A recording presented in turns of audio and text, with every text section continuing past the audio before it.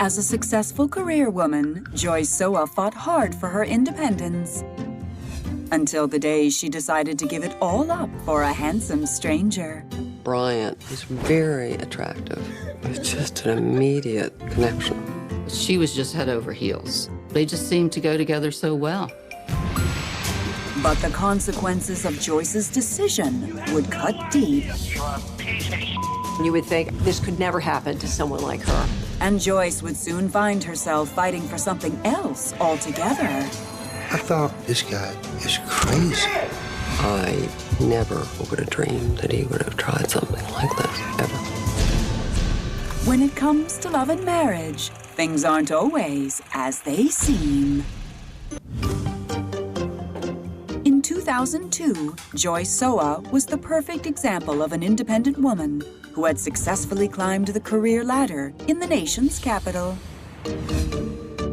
I had worked with the Secret Service, and then I moved to Treasury, and I became the chief of staff to 3 different political appointees there. I had the most rewarding career in the government. I was making very good money. The vivacious 53-year-old had never been married, instead choosing to dedicate her life to her career. That summer, Joyce was set to retire by the end of the year and was looking forward to enjoying the fruits of her labor. I was living in a townhouse in Alexandria, and I wanted to move. I was really looking for an investment property. As Joyce cruised through her neighborhood one day that August, she noticed a real estate sign for new homes being built nearby. I found the name of the agent and left a message, called me back, and we talked for a bit. Hey, I just got your message that you're interested in one of the houses. He sounded so cute, and it was just an immediate connection that I felt with him. His name was Bryant Parker, and as they set up a meeting, Joyce couldn't help but feel some undeniable magnetism at play. He said he would come over and show me the houses. I was really excited about meeting him. When Bryant arrived, Joyce was pleased to see his face matched his voice. My pleasure. I opened the door and I thought, oh gosh, he's gorgeous. Are you ready to go look at your new house? Let's go do it. I am. I'll tell you what. I'll drive. When Joyce mentioned that she was interested in purchasing a country home as well, Bryant told her he'd be happy to help with her search. I wanted to buy a house in Middleburg because I was always into the horse scene and I'd go to the races. And it was like a 40-minute drive from my townhouse. I'm gonna find you that perfect place. From there, the pair spoke daily about real estate. And it wasn't long before those chats morphed into marathon conversations about their lives. You're reading my mind. She was very interested in him. He had outgoing personality, you know, he was in sales, and they just seemed to go together so well. So one night, Joyce took a chance and invited Bryant over for dinner. And we had a bottle of wine. We just sat there and had a blast. Although, Joyce was disappointed to learn that Bryant was only recently separated from his wife of 16 years, with whom he had a 12-year-old son. He didn't want to separate from his wife because they had a son. His soon-to-be ex-wife was moving up to Pennsylvania. Just hate that he's that far away, you know? I didn't want to date somebody that was just separated because it takes a while to go through it. And so I was really leery about that. But Joyce remained encouraged by the fact that Bryant seemed to want to see her more frequently. He was coming over for dinner once a week. I could just feel the heat from his body. I was just really attracted to him.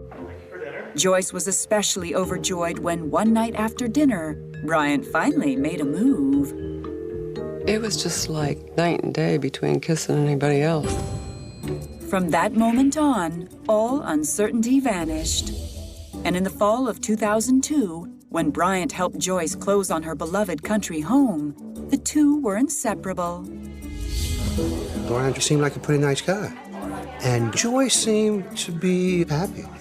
And I respected him because he was with Joyce.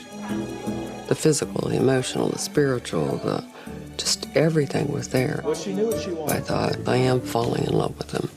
But Joyce had no idea that she'd given her heart to a ticking time bomb, and her future with Bryant would explode in a horrific conclusion she never saw coming. I was in total shock. I could not believe it. I thought, who does that? The blood just started pouring, and the look on his face was horrid.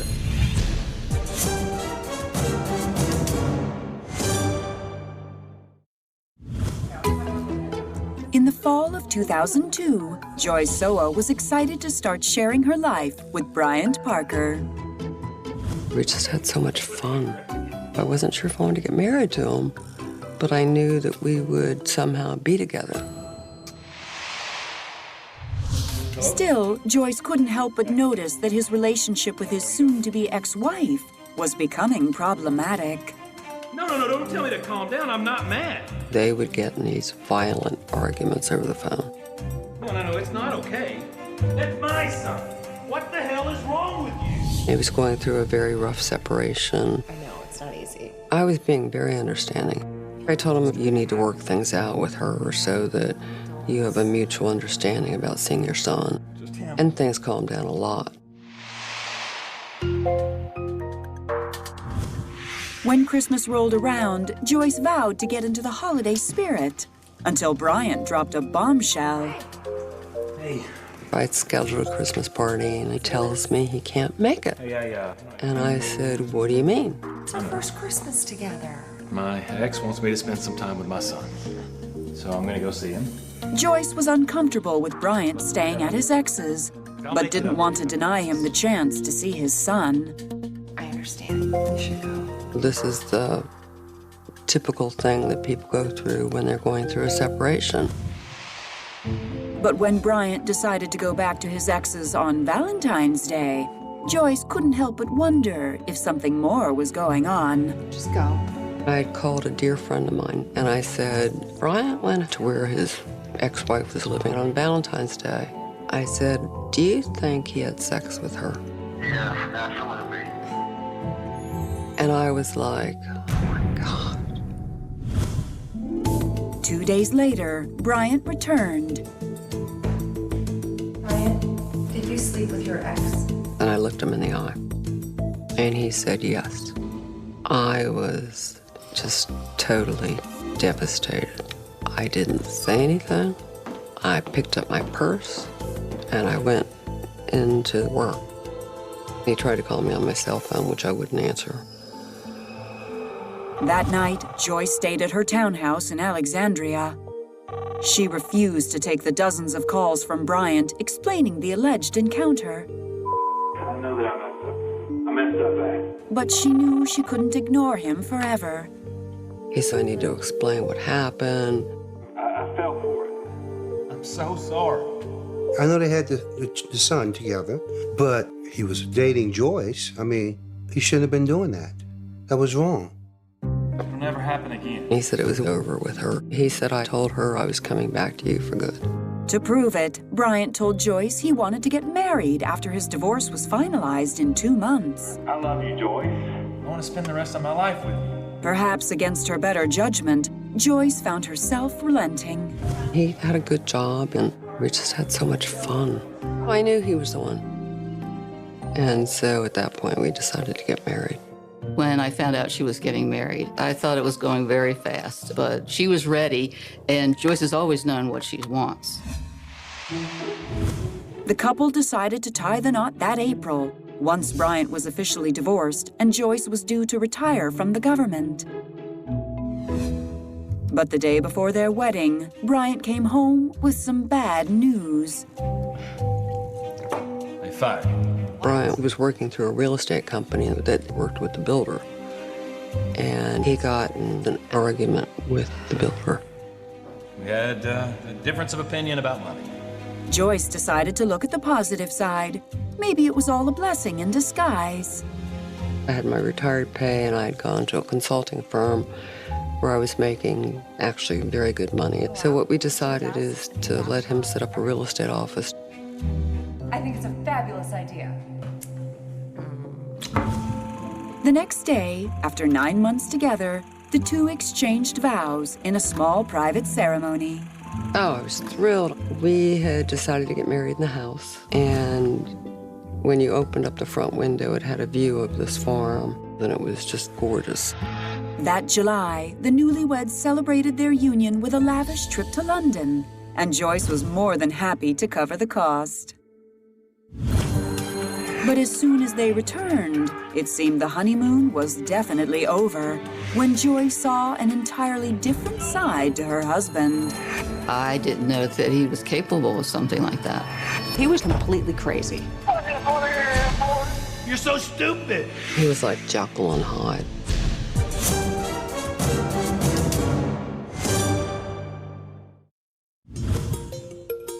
In the summer of 2004, Joyce Soa was happy to help her new husband, Bryant Parker, start his own real estate company after he was fired from his job. I paid the rent. I bought him the computer. I spent $25,000 setting up the office. But despite her help, it seemed as if a switch had flipped in Bryant's personality, starting with his work ethic.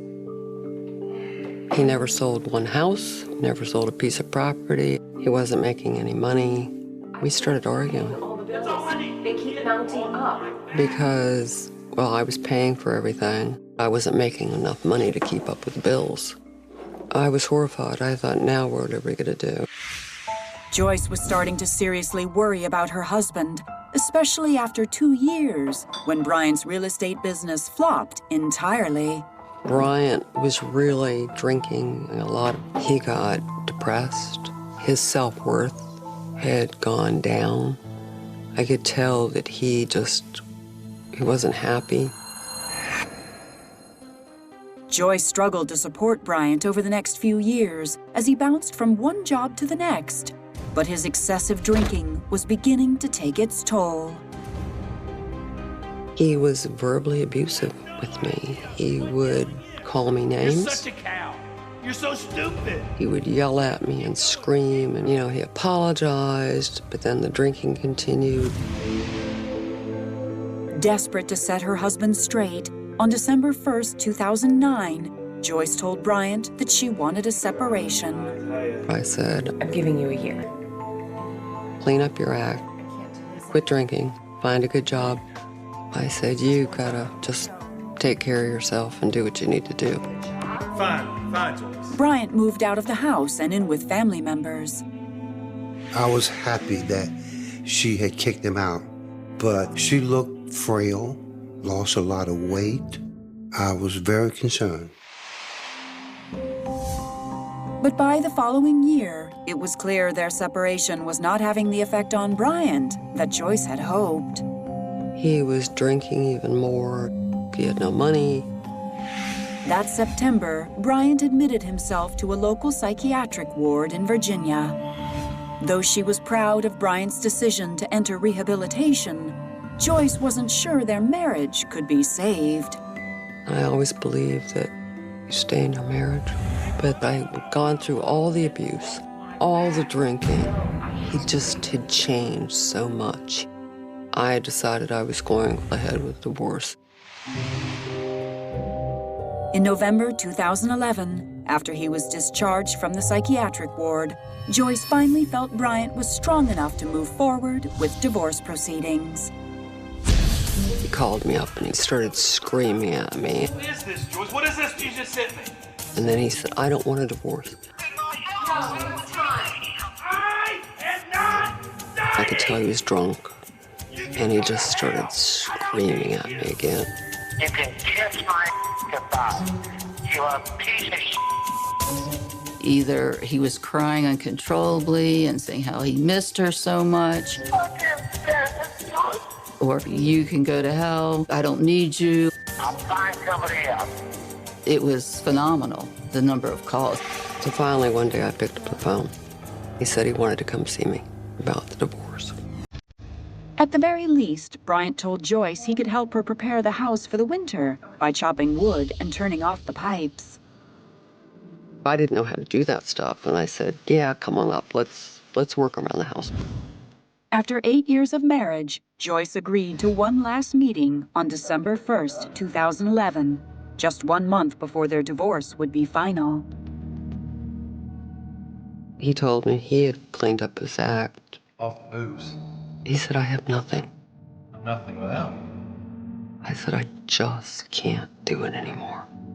You know, Brian, I really hope we can be friends. But our marriage is over.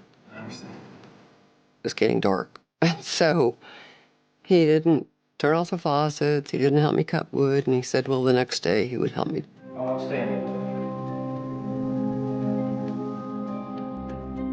Joyce went to sleep feeling as though she may have made some headway with Bryant.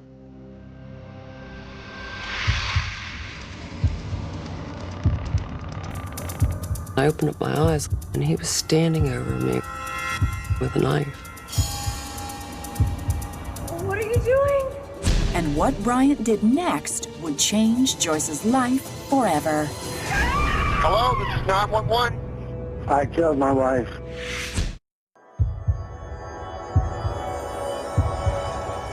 In the early morning of December 2nd, 2011, Joyce Soa woke to her worst nightmare. What are you doing? He was silent, and the look on his face was horrid. What are you doing? It felt like a brick had just slammed into me. I couldn't breathe. I reached over and grabbed the phone. I dialed 911. Someone is killing me. And when I said that, he stabbed me in the back. I mean, he was out to kill me. I don't know how, but I got the knife away from him, and then I knew I had to get away.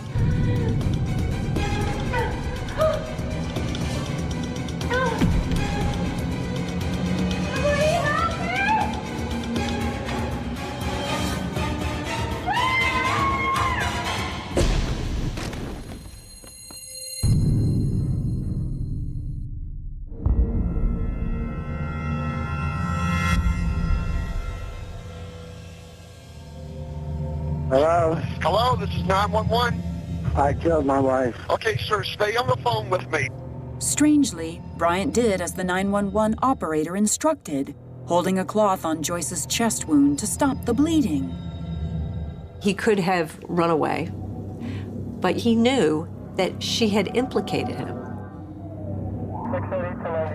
Police, let me see your hands! Let me see your hands! Police immediately arrested Bryant, charging him with attempted first-degree murder as EMTs worked to frantically save Joyce's life. I need a helicopter right away! They flew her to a trauma center, and they were able to save her life. When Joyce finally awoke after major surgery, she was told the knife had missed her heart by inches. It collapsed my lungs. I was not only bleeding to death, but I couldn't breathe. I'm really lucky to be alive. I was in total shock. I didn't know that he was violent, that he was capable of something like that. As Joyce's body healed, she struggled to make sense of Bryant's actions, despite glimpses of his anger over the years with her and his ex-wife.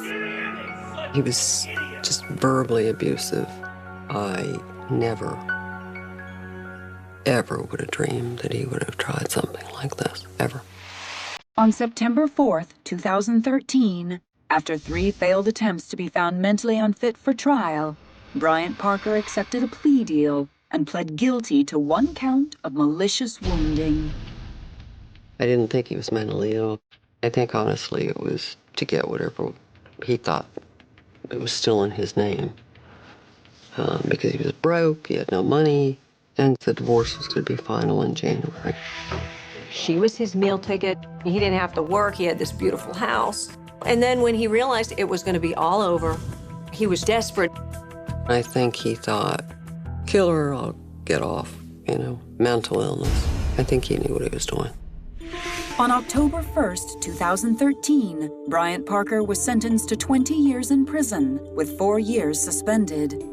That 4 years suspended was because he put the cloth on her to stop the bleeding, which might have contributed to saving her life.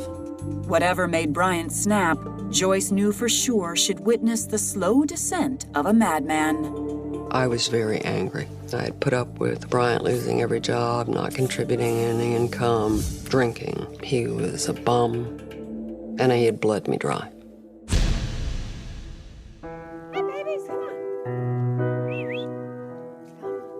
In the years since she was attacked, Joyce has remained on disability and still suffers from PTSD. Every day, I woke up. First thing in my mind was the stabbing. They tried to murder me. I was lost for 2 full years. I didn't know what to do with myself. She always have been a strong woman. I think that is prevailing now. She's getting stronger. Now, Joyce has found a way to channel her experience as a domestic abuse victims advocate. I speak about once a month, and I relive everything that happened to me so that people can learn from my mistakes.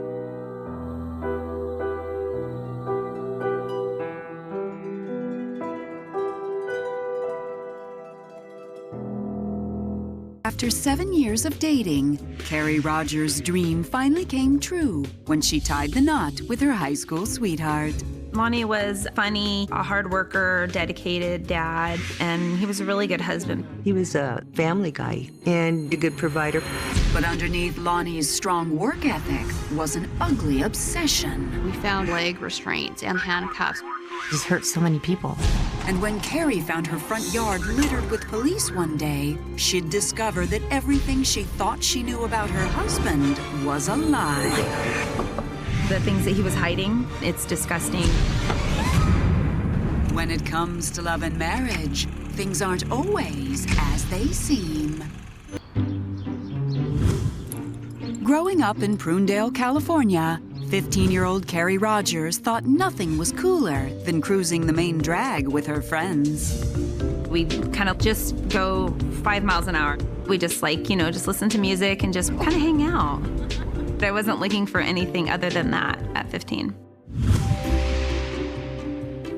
In the summer of 1991, when one of her friends introduced her to 18-year-old Lonnie Keith from a neighboring school, Carrie couldn't help but notice his flashy car. It's a really nice car. My friend asked him if he would take me for a cruise, and he said yes. Can we go for a ride?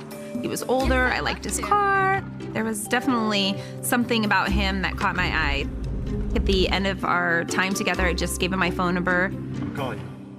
And I wanted to hang out more. Before long, a romance took off with no stop sign in sight. She brought him over, and I liked him right away. He was a nice kid. He was friendly, just a good guy.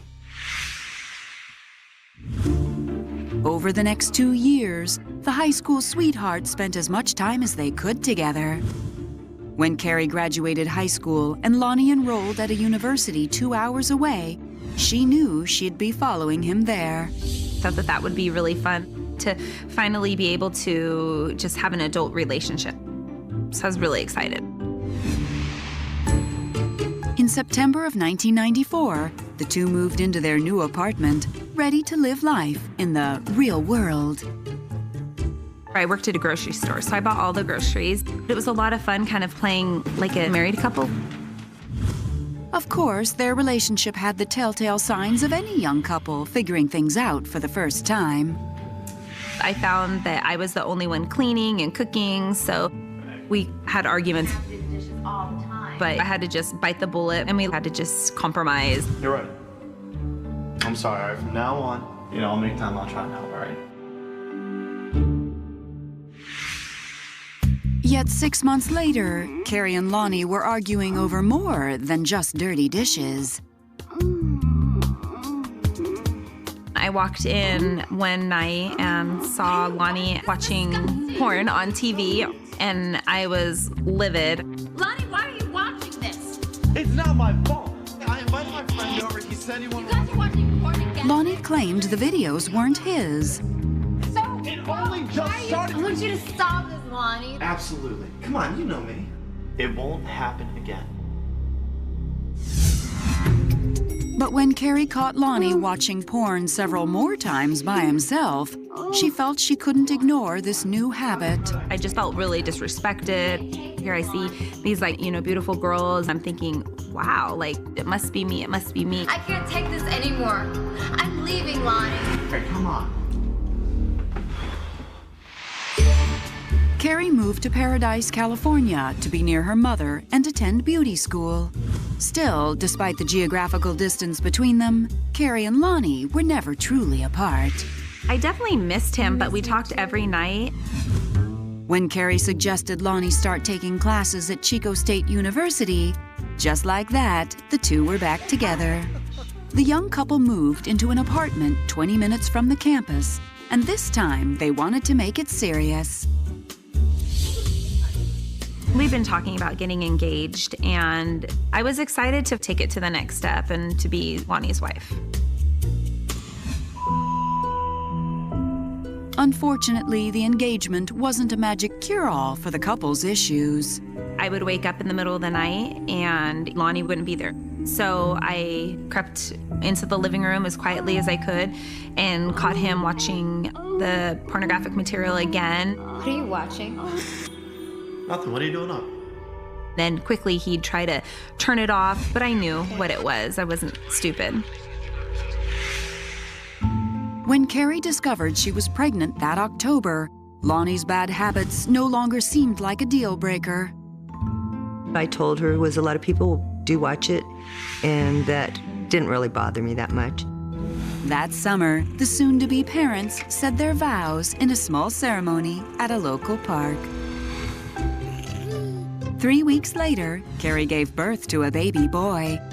It was neat to see Lonnie be so excited about being a dad. It was just a really fun time. But Carrie's happiness would be short-lived when she discovered that old habits die hard. He was a monster. Everybody was totally shocked. I was sick to my stomach. I thought, this can't be happening.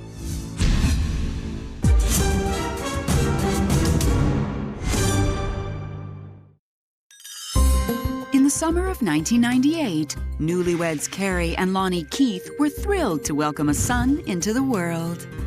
We had a whole new role being parents and not just a couple anymore. We were now a family, so that was really neat.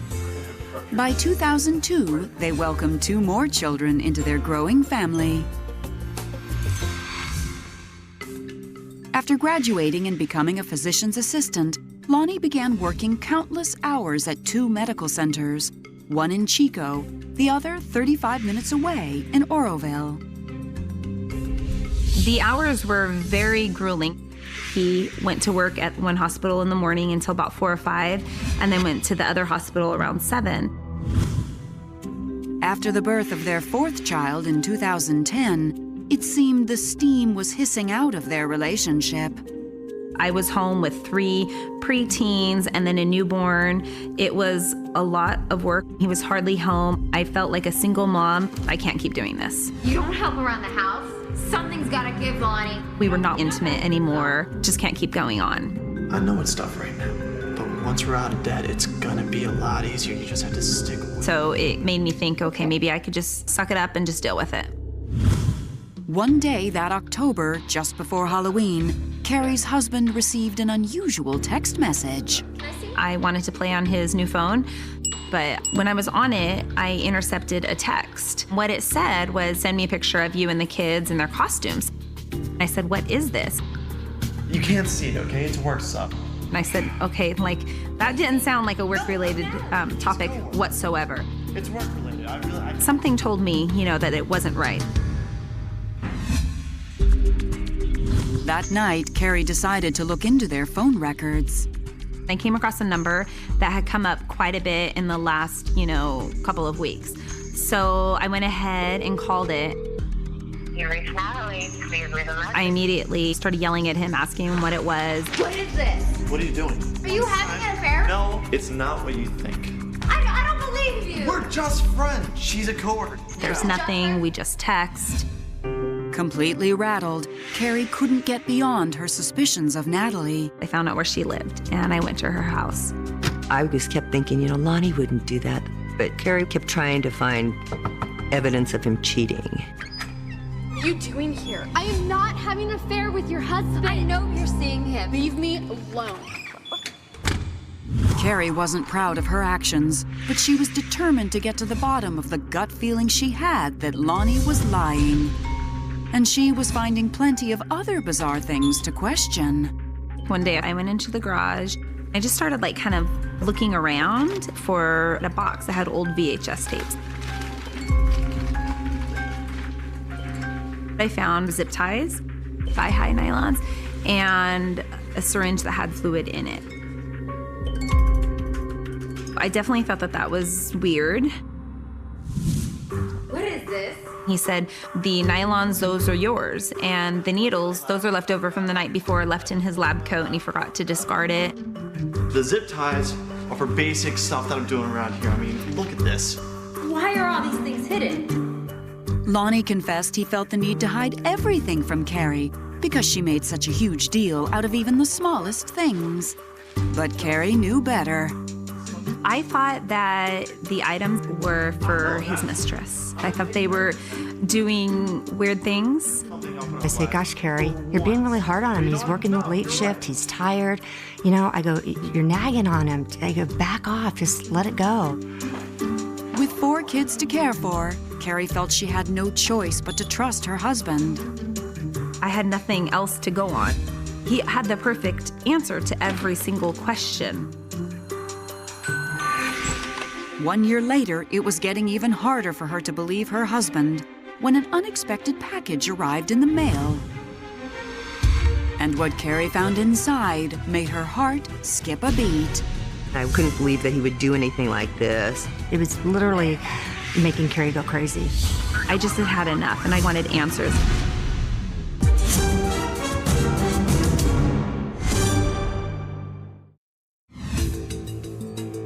In December 2011, Carrie Keith was having a tough time believing her husband Lonnie was faithful, especially after an odd package arrived in the mail. When I opened it, there were women's thigh-high nylons with lace at the top. And I said, what is this? Well, listen, it's not what you think. He said they were for me. It was a Christmas present. That was something that he liked me to wear on occasion. So I just figured he'd pick them out. Why in the world would I ever cheat on you? Lonnie was saying and doing all the right things, including insisting they see a marriage counselor. But none of it was sitting well in Carrie's gut. Lonnie said that this other woman and him never had an affair, but in the back of her mind, she still felt that Lonnie was lying. When the new year came, Carrie suggested Lonnie move out while they attend counseling to give her some space to think. It didn't last long. Kids miss you. The pair remained in close contact, working on their marriage together. I'm gonna try to change. I'm gonna stop snooping. I want to make this work.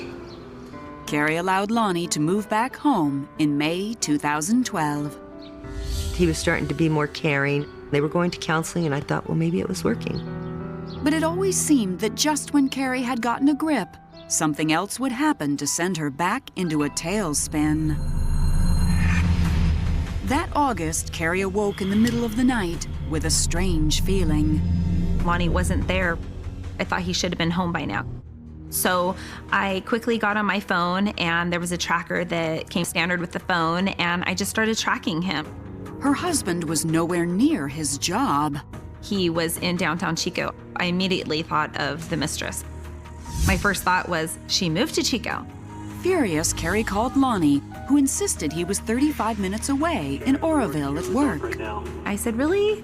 Because I see you right now. You're in downtown Chico. All of a sudden, I started seeing the dot move on the way to the freeway to head south, back to work. I can see you moving. I'm at the hospital.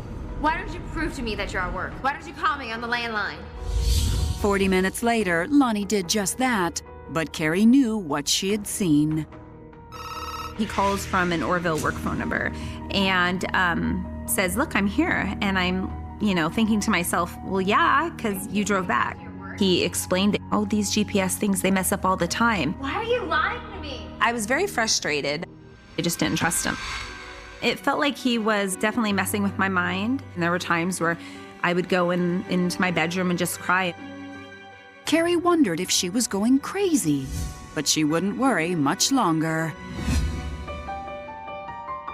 I had woken up at 6 in the morning. I texted Lonnie and I said, another late night, and I didn't hear from him. Carrie got dressed in a hurry, convinced she knew where he was, at his mistress's. I wanted to catch Lonnie in the act. I just needed to see his car. I had to finally have the proof.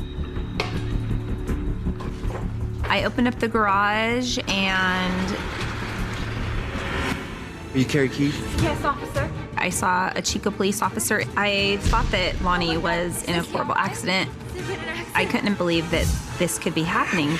I was terrified. On the morning of January 27th, 2013, Carrie Keith feared the worst as police swarmed her front yard. I asked the police officer, what's going on? Has there been an accident? We can't talk about that right now, but we'll talk. Come on inside. When detectives explained what was happening, all Carrie could do was sit in stunned silence. The Chico Police Department had been engaged in an ongoing investigation, kidnappings and sexual assault cases that had been taking place at Chico State. Over the last 2 years, 11 assaults were reported around the Chico State campus. Police set up surveillance, and the previous night they noticed a car cruising the area for over an hour. Investigators watched the vehicle, and when it failed to come to a complete stop at a stop sign, they had probable cause to pull the car over, and they made contact with the driver, who happened to be Lonnie Keith. Good evening. Great, what brings you to the area? I know, just driving back from work. They noticed some blankets in the backseat area of the car, which was significant because one of the victims said the car that she had been put into as being like a cave of blankets. Mind if we take a look around the vehicle? The officers were alarmed by what else they found. They found syringes loaded with clear liquid. There were 2 pairs of nylons. They also located athletic tape. Can you explain what's going on over here? Yeah, I'm a physician's assistant. Police didn't buy it. Instead, they brought Lonnie to the station for further questioning. The stockings were significant because the victim had said that the person that grabbed her off the street was wearing a stocking over his face. 2 remembered being zip-tied and tape being used on their mouth or their eyes and being injected. When police obtained a search warrant, they discovered more disturbing evidence. There were zip ties found in the trunk of the car, leg restraints, and handcuffs. There were vials of Haldol and diphenhydramine. And in combination, it basically knocks a person out. Officers immediately arrested Lonnie, charging him with rape, assault with intent to commit rape, and 2 counts of kidnapping. We believe that everything was ready to go. The car was set up, the windows were covered, the syringes were loaded. All he needed to do was find somebody.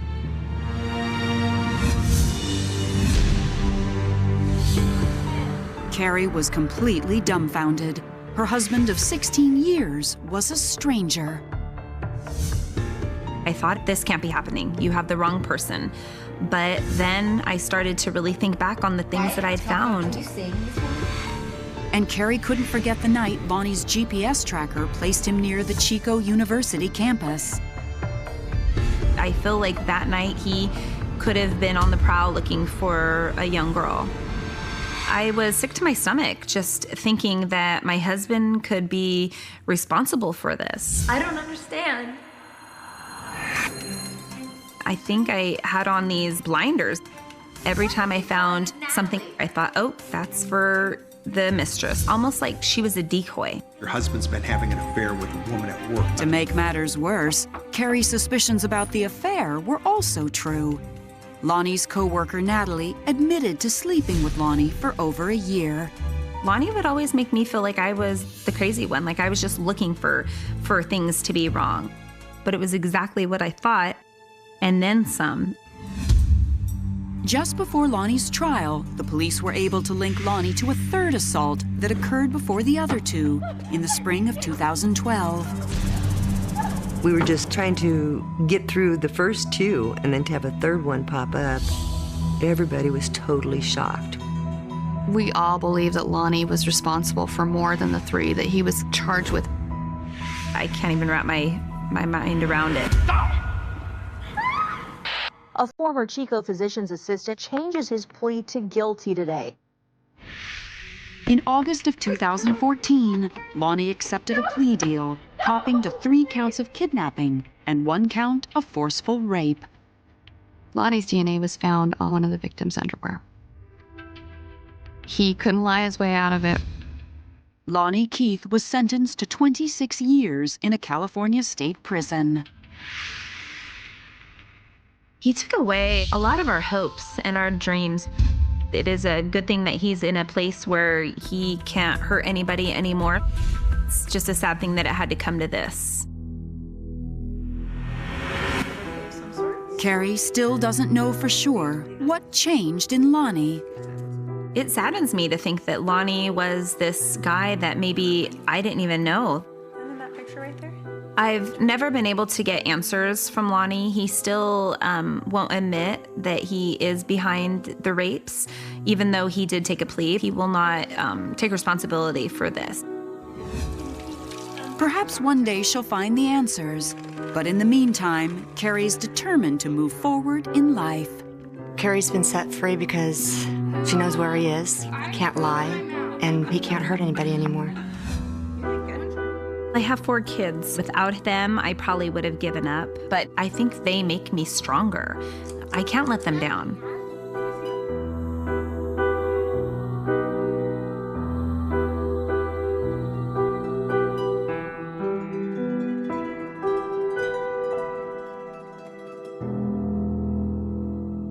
The rain was falling in thin, sharp lines across the streets of West Berlin, slicing through the darkness like cold blades, turning the pavement into a mirror that reflected a city on edge, a city trapped between 2 worlds, 2 ideologies, 2 futures, and in the middle of that uneasy silence, a single scream shattered the night, brief, raw, and instantly swallowed by the hum of distant traffic and the low mechanical breath of the wall, standing only blocks away, massive, unforgiving, and eternal, or so it seemed in 1989, the year when everything was about to change, and yet one life would vanish without leaving a trace, becoming a shadow that would haunt Berlin for decades. Her name was Anna Keller, 23 years old, a university student, quiet, brilliant, invisible to most, until she disappeared. On the evening of October 3rd, 1989, Anna left the small apartment she shared with 2 other students in Kreuzberg, telling them she was meeting a friend near Checkpoint Charlie, a casual promise, a simple plan, nothing unusual, nothing alarming, and yet those were the last confirmed words anyone ever heard from her, the final moment when her existence was still anchored to reality, before it slipped into uncertainty, rumor, and fear. She never arrived. By midnight, her roommates began calling hospitals, police stations, friends, classmates, anyone who might have seen her, but the city gave no answers, only static, only silence, only the slow, oppressive ticking of time. By dawn, fear had already hardened into dread. Because in Berlin in 1989, people didn't simply disappear. Not without reason. Not without consequence.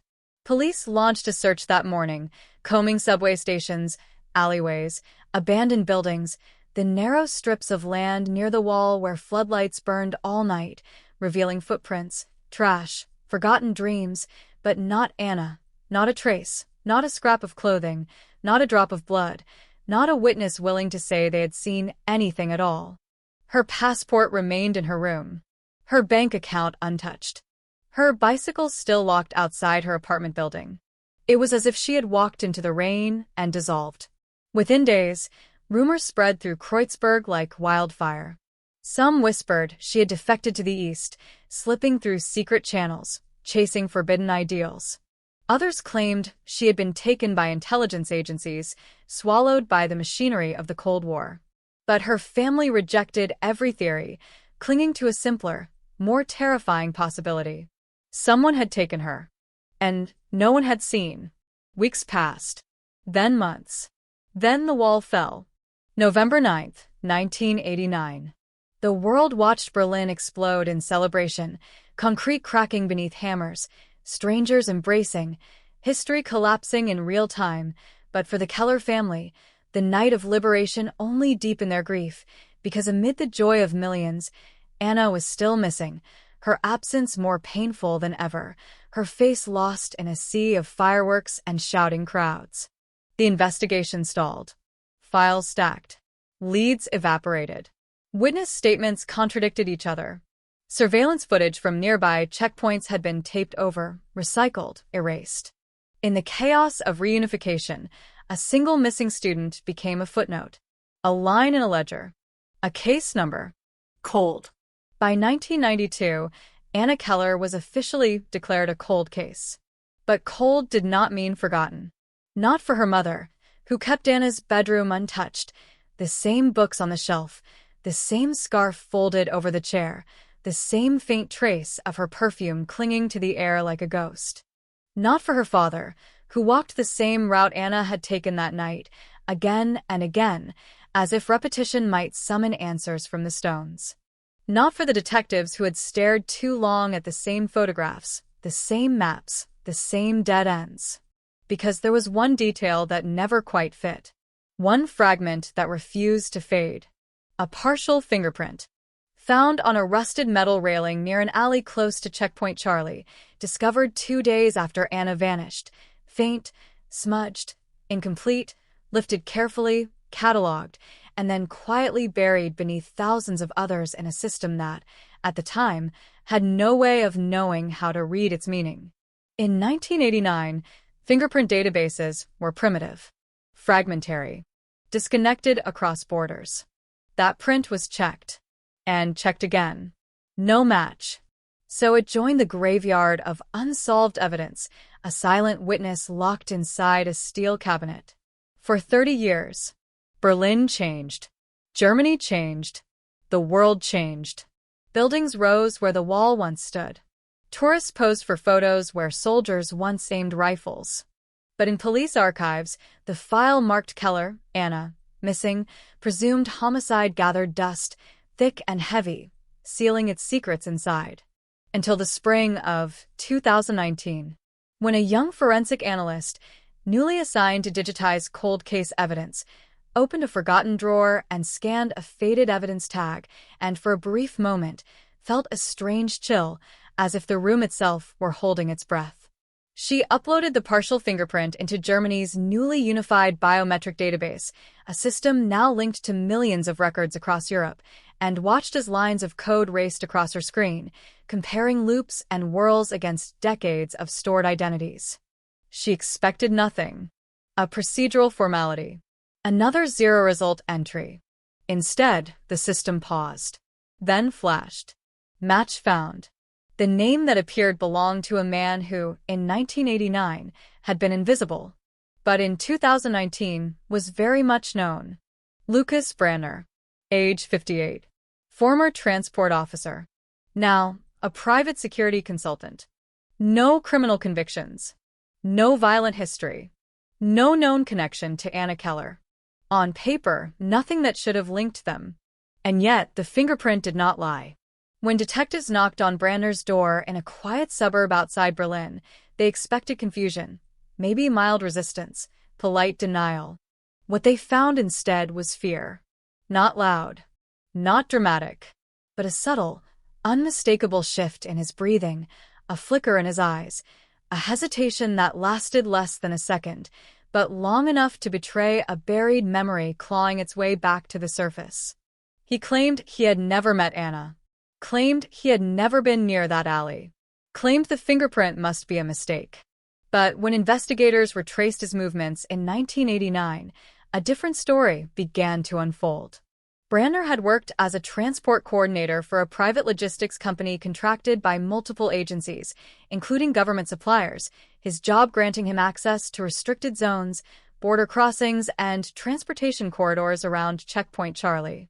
He had been on duty the night Anna disappeared. His route logs showed unexplained deviations, unrecorded stops, a 43-minute gap in tracking records, a blank space where time itself seemed to vanish. And suddenly, a long-frozen case surged back to life, sending shockwaves through a city that believed it had already buried its ghosts. Media outlets exploded with headlines. Berlin 1989 cold case reopened. One fingerprint triggers shocking arrest. Phones rang nonstop in police headquarters. Former detectives were pulled from retirement. Witnesses who had stayed silent for decades came forward, some seeking redemption, others protection, all haunted by the same memory of a young woman in a red scarf, standing alone under flickering streetlights. One witness described seeing a man arguing with Anna near the alley, his face half hidden beneath a cap, his voice sharp, urgent. Another recalled the sound of a van door sliding shut, followed by silence. But memory is fragile. 30 years distort truth. And every new statement raised as many questions as it answered. When Brandner was brought in for formal questioning, he maintained his innocence, repeating the same phrases, the same denials, his tone calm, controlled, rehearsed, yet beneath it all, a current of tension pulsed like a live wire. He admitted he had been near the location, admitted he had spoken with a young woman that night, but claimed she had left unharmed. He could not explain the fingerprint, could not explain the missing time, could not explain why his route logs had been altered. And still, there was no body. No confirmed crime scene. No physical proof of violence. Only absence. Only echoes. Only the unbearable weight of what might have happened in that narrow strip of darkness between two collapsing worlds. As prosecutors prepared charges, doubts crept in. Could a single partial fingerprint, decades old, rewritten by time and error, truly anchor a case of disappearance? Was Brandner a killer, or merely a man trapped inside a narrative hungry for resolution? The Keller family, now gray-haired, weary, yet unbroken, watched from the front row of the courtroom as their daughter's name returned to public consciousness, reopening wounds that had never healed, forcing them to relive every unanswered question, every nightmare, every fragile hope that had kept them alive through 30 long years. And in the heart of Berlin, beneath layers of concrete and history, the city seemed to whisper its own uncertainty, as if reminding everyone that some truths remain buried not because they are hidden, but because they are too terrible to face. Because in this cold case, the fingerprint had reopened the door. But what waited on the other side was not clarity. It was deeper darkness. The interrogation room smelled of stale coffee and disinfectant, a sterile chamber where time seemed suspended, and yet every second inside it pressed heavily against Lucas Brandner's chest, each breath a measured act of discipline, each blink a controlled delay, as detectives leaned forward, their voices low, patient, relentless, circling him like hunters who had finally caught the scent of blood after 3 decades of wandering through fog. Outside, cameras flashed, journalists shouted, the city buzzed with the intoxicating promise of closure. But in this room, there was only tension, thick and suffocating, stretching between questions and silences, between memory and denial. Brandner repeated his story again and again, the same words, the same cadence, the same rehearsed calm, insisting that he had merely offered directions to a lost student, that their exchange had lasted no more than a minute, that he had driven away alone, his van empty, his conscience clean. Yet the more he spoke, the more fragile the narrative became, collapsing under the weight of details he could not control, fragments he could not erase, because 30 years ago, Berlin had been a city of watchers, of informants, of surveillance hidden behind cracked windows and flickering street lamps, and even in chaos, traces remained. Investigators reopened every file, every dusty report, every discarded lead, feeding old names into modern systems, mapping movements with software that could compress decades into minutes, and slowly, a shadow network of connections emerged, linking Brandner to figures who had once operated in the gray zones of the divided city, men who thrived in the ambiguity of borders, who transported goods, people, and secrets through corridors designed to conceal as much as they revealed. One name surfaced repeatedly: Eric Volkman, a former Stasi logistics officer turned black market broker. Disappeared in 1991. Presumed dead. In 1989, Volkman had coordinated unauthorized transfers across sector lines, a web of covert exchanges that blurred the line between espionage, profit, and betrayal, and records showed that Brandner's company had subcontracted several transport routes under Volkman's supervision, creating a quiet but persistent overlap, a convergence of paths that now, decades later, demanded explanation. Detectives tracked down former associates, men and women who had once lived double lives, now scattered across Europe, hiding behind new names, new professions, new faces, and one by one, they began to speak, their testimonies hesitant, fragmented, soaked in fear that had not faded with time. They described secret drop-off points, unmarked vans, blind routes where manifests were falsified, where cargo was never inspected, where no questions were allowed. They spoke of people who vanished, of students, activists, defectors, smugglers, sometimes willing, sometimes not. And in these recollections, a familiar image began to take shape. A young woman in a red scarf, frightened, defiant, standing at the edge of an alley, her voice raised in protest, her fate sealed by decisions made in shadows. The deeper investigators dug, the more complex the case became, unraveling into a labyrinth of political intrigue and criminal opportunism, where personal motives dissolved into systemic violence, where guilt became diffused, shared, obscured, and yet, in the center of it all, Brandner remained, his fingerprint a solitary anchor in a sea of speculation, tying him to a moment he desperately claimed had never existed. Forensic experts re-examined the evidence, deploying technologies unimaginable in 1989, enhancing the partial print, reconstructing ridge patterns, verifying its match with near certainty, but still, doubt lingered, because fingerprints alone could not reveal intent, could not narrate the seconds that followed contact, could not show what happened in the dark after the streetlight flickered and died. So they turned back to the city, to the streets, to the people who had been there. A former bar owner recalled a shaken young woman rushing inside that night, asking to use the phone, her hands trembling, her voice cracking, then abruptly hanging up mid-call, staring through the window as if she had seen a ghost, before stepping back into the rain. A retired taxi driver described nearly colliding with a dark van speeding through a side street minutes later, its headlights off, its engine roaring like a wounded animal. A woman who had lived across from the alley spoke of muffled cries, of metal scraping against concrete, of footsteps fading into nothing. Individually, their accounts were fragile. Together, they formed a mosaic of terror. Yet none could place Brandner definitively at the scene. None could say they saw him force Anna into a vehicle. None could provide the final, undeniable link. And so, the case hovered on the edge of revelation, trembling between exposure and collapse. Inside his holding cell, Brandner began to unravel. Sleep abandoned him. His appetite vanished. He stared at the walls for hours, tracing invisible patterns, reliving moments he had long buried, because memory, once stirred, becomes a storm, and storms do not ask permission before they destroy. Under mounting pressure, he requested a lawyer, then dismissed him, then asked for another interrogation, then withdrew again, his behavior erratic, contradictory, betraying an internal war between confession and survival. Psychologists were brought in, specialists in delayed trauma and repression, attempting to decode his silence, to excavate truth from layers of denial built over decades, and they discovered fractures, tiny fissures in his narrative where reality seeped through. He admitted fear. He admitted panic. He admitted being in the wrong place at the wrong time. But still, he refused to cross the final threshold. Refused to say her name.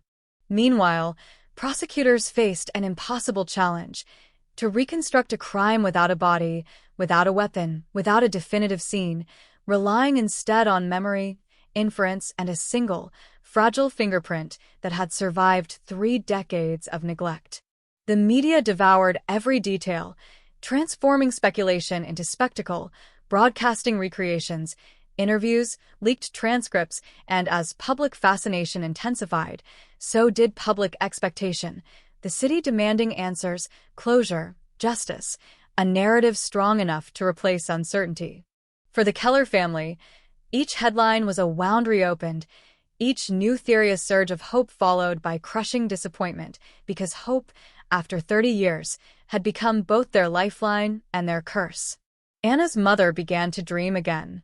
Not gentle dreams, but fractured visions of alleys and sirens, of hands reaching through darkness, of voices calling her daughter's name, only to dissolve before dawn. Her father returned to the places he had once walked, standing beneath the same street lamps, touching the same cold metal railings, whispering into empty air, begging for a sign, a whisper, a trace. And as the investigation pressed forward, one chilling possibility emerged, a theory so disturbing it threatened to fracture the entire case, that Anna had not been the intended target at all. That her disappearance had been an accident of proximity, a miscalculation, a life erased because she had stumbled into a transaction meant for someone else. If true, it meant her death, if death had indeed occurred, was collateral damage in a machine that devoured identities without hesitation, reducing individuals to expendable variables.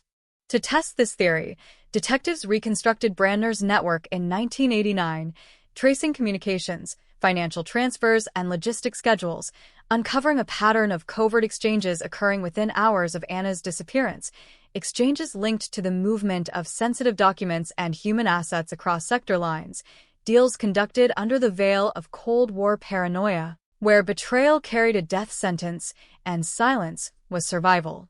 In this world, Anna's presence became a fatal anomaly, a witness, a complication, a liability. Yet even as this narrative gained traction, an unsettling gap remained. No trace of her body had ever surfaced. Not in forests, not in rivers, not in construction sites later excavated for new developments. It was as if the earth itself had swallowed her. And in that void, a darker possibility whispered, that she might not have died that night at all, that she had been taken, transported, imprisoned, erased. A living ghost. The thought ignited both hope and terror, because survival, in this context, implied a fate perhaps worse than death, a life spent in captivity, anonymity, forced silence, a prisoner of systems too vast to confront. Investigators pursued this thread, scouring archives of defection cases, asylum records, unidentified detainees, hospitals, psychiatric institutions, but each trail dissolved into ambiguity, each potential lead collapsing under scrutiny, leaving only speculation and longing. As weeks turned into months, the pressure to produce answers intensified, prosecutors weighing the risk of trial against the danger of failure, knowing that a collapsed case could forever seal Anna's fate within the realm of myth, that acquittal might not only free Brandner, but also bury the truth beyond recovery. In closed meetings, they debated strategy, evidence, ethics, the thin line between justice and spectacle, because this was no longer just a criminal investigation. It was a confrontation with history, with the moral debris of a divided world, with the countless lives shattered in silence while politics thundered above. And in the center of this storm, one fingerprint, faint and fragile, continued to glow like an ember, refusing to extinguish, demanding recognition, demanding resolution, even as it threatened to ignite consequences no one could fully control. Because in Berlin, the past does not stay buried. It waits. It watches. And when it finally rises, it does so with a force capable of tearing open every carefully constructed illusion of peace. The city seemed to hold its breath as the investigation turned inward, away from the noise of headlines and courtroom speculation, and into the silent archives of a vanished world, where dusty boxes lay stacked in forgotten basements, each one sealed with fading stamps and bureaucratic indifference, containing fragments of lives dismantled by a system that no longer existed, yet still cast a shadow long enough to darken the present. Beneath the former headquarters of East German intelligence, technicians and historians worked side by side, digitizing thousands of pages of Stasi records, searching for any trace of Anna Keller or of the machinery that might have swallowed her whole. File after file revealed the ruthless efficiency of a surveillance empire built on fear, paranoia, and control, documenting private conversations, chance encounters, intimate betrayals, and among these endless streams of information, investigators began to find patterns that resonated with unsettling familiarity.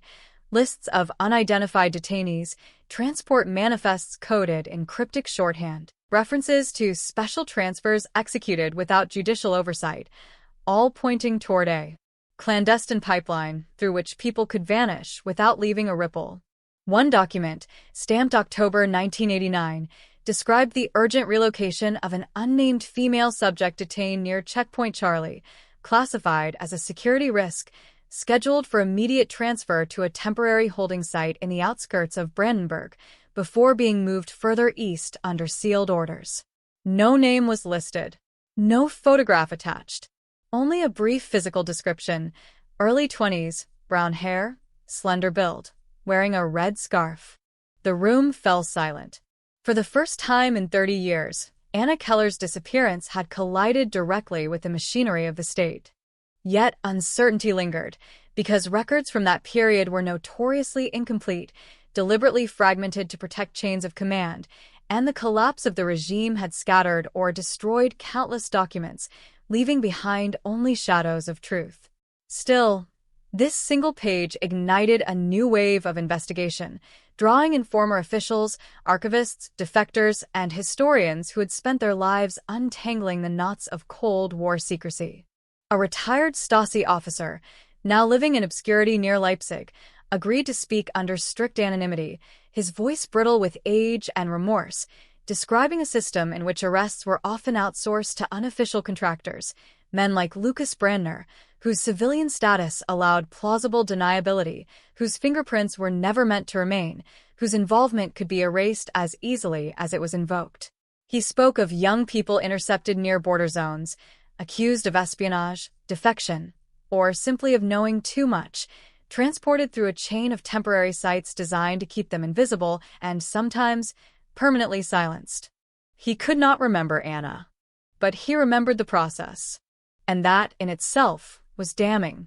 Investigators followed the trail eastward, tracing the remnants of detention centers that had operated outside formal records, abandoned warehouses, repurposed military bunkers, remote farmsteads converted into makeshift prisons, many of them long since demolished or swallowed by redevelopment. At one such site, a former storage complex near Fürstenwald, ground-penetrating radar detected irregularities beneath a concrete slab poured in late 1989, raising the specter of concealed graves, and for days, forensic teams excavated in tense silence, each shovelful of soil charged with unbearable anticipation. They found bones. Human, but not hers. Carbon dating placed them years earlier, victims of a different purge, their anonymity a stark reminder of how many stories had vanished before anyone could ask their names. Still, the discovery intensified public outrage, reinforcing the sense that Berlin was built upon layers of buried injustice, each excavation exposing another wound that refused to heal. As attention focused on state involvement, the role of Brandner grew more ambiguous, his actions reframed not merely as criminal, but as components within a larger apparatus of coercion, blurring the line between individual guilt and systemic brutality. His lawyers seized upon this complexity, arguing that he had acted under pressure, perhaps even under threat, a pawn in a geopolitical chessboard, his fingerprint evidence of proximity, not culpability. Prosecutors countered by highlighting discrepancies in his story, pointing to altered logs, unexplained payments, and the absence of any record indicating coercion, portraying him instead as an opportunist who exploited chaos for personal gain, a man who navigated the gray zones of the Cold War with calculated indifference, indifferent to the human cost of his choices. Caught between these narratives, Brandner's composure deteriorated. During late-night interrogations, he drifted between defiance and despair, his voice cracking as fragments of memory broke through, describing flashes of rain, a woman's scream, the smell of metal and oil, the sensation of cold air rushing into a van, and then silence, thick and suffocating.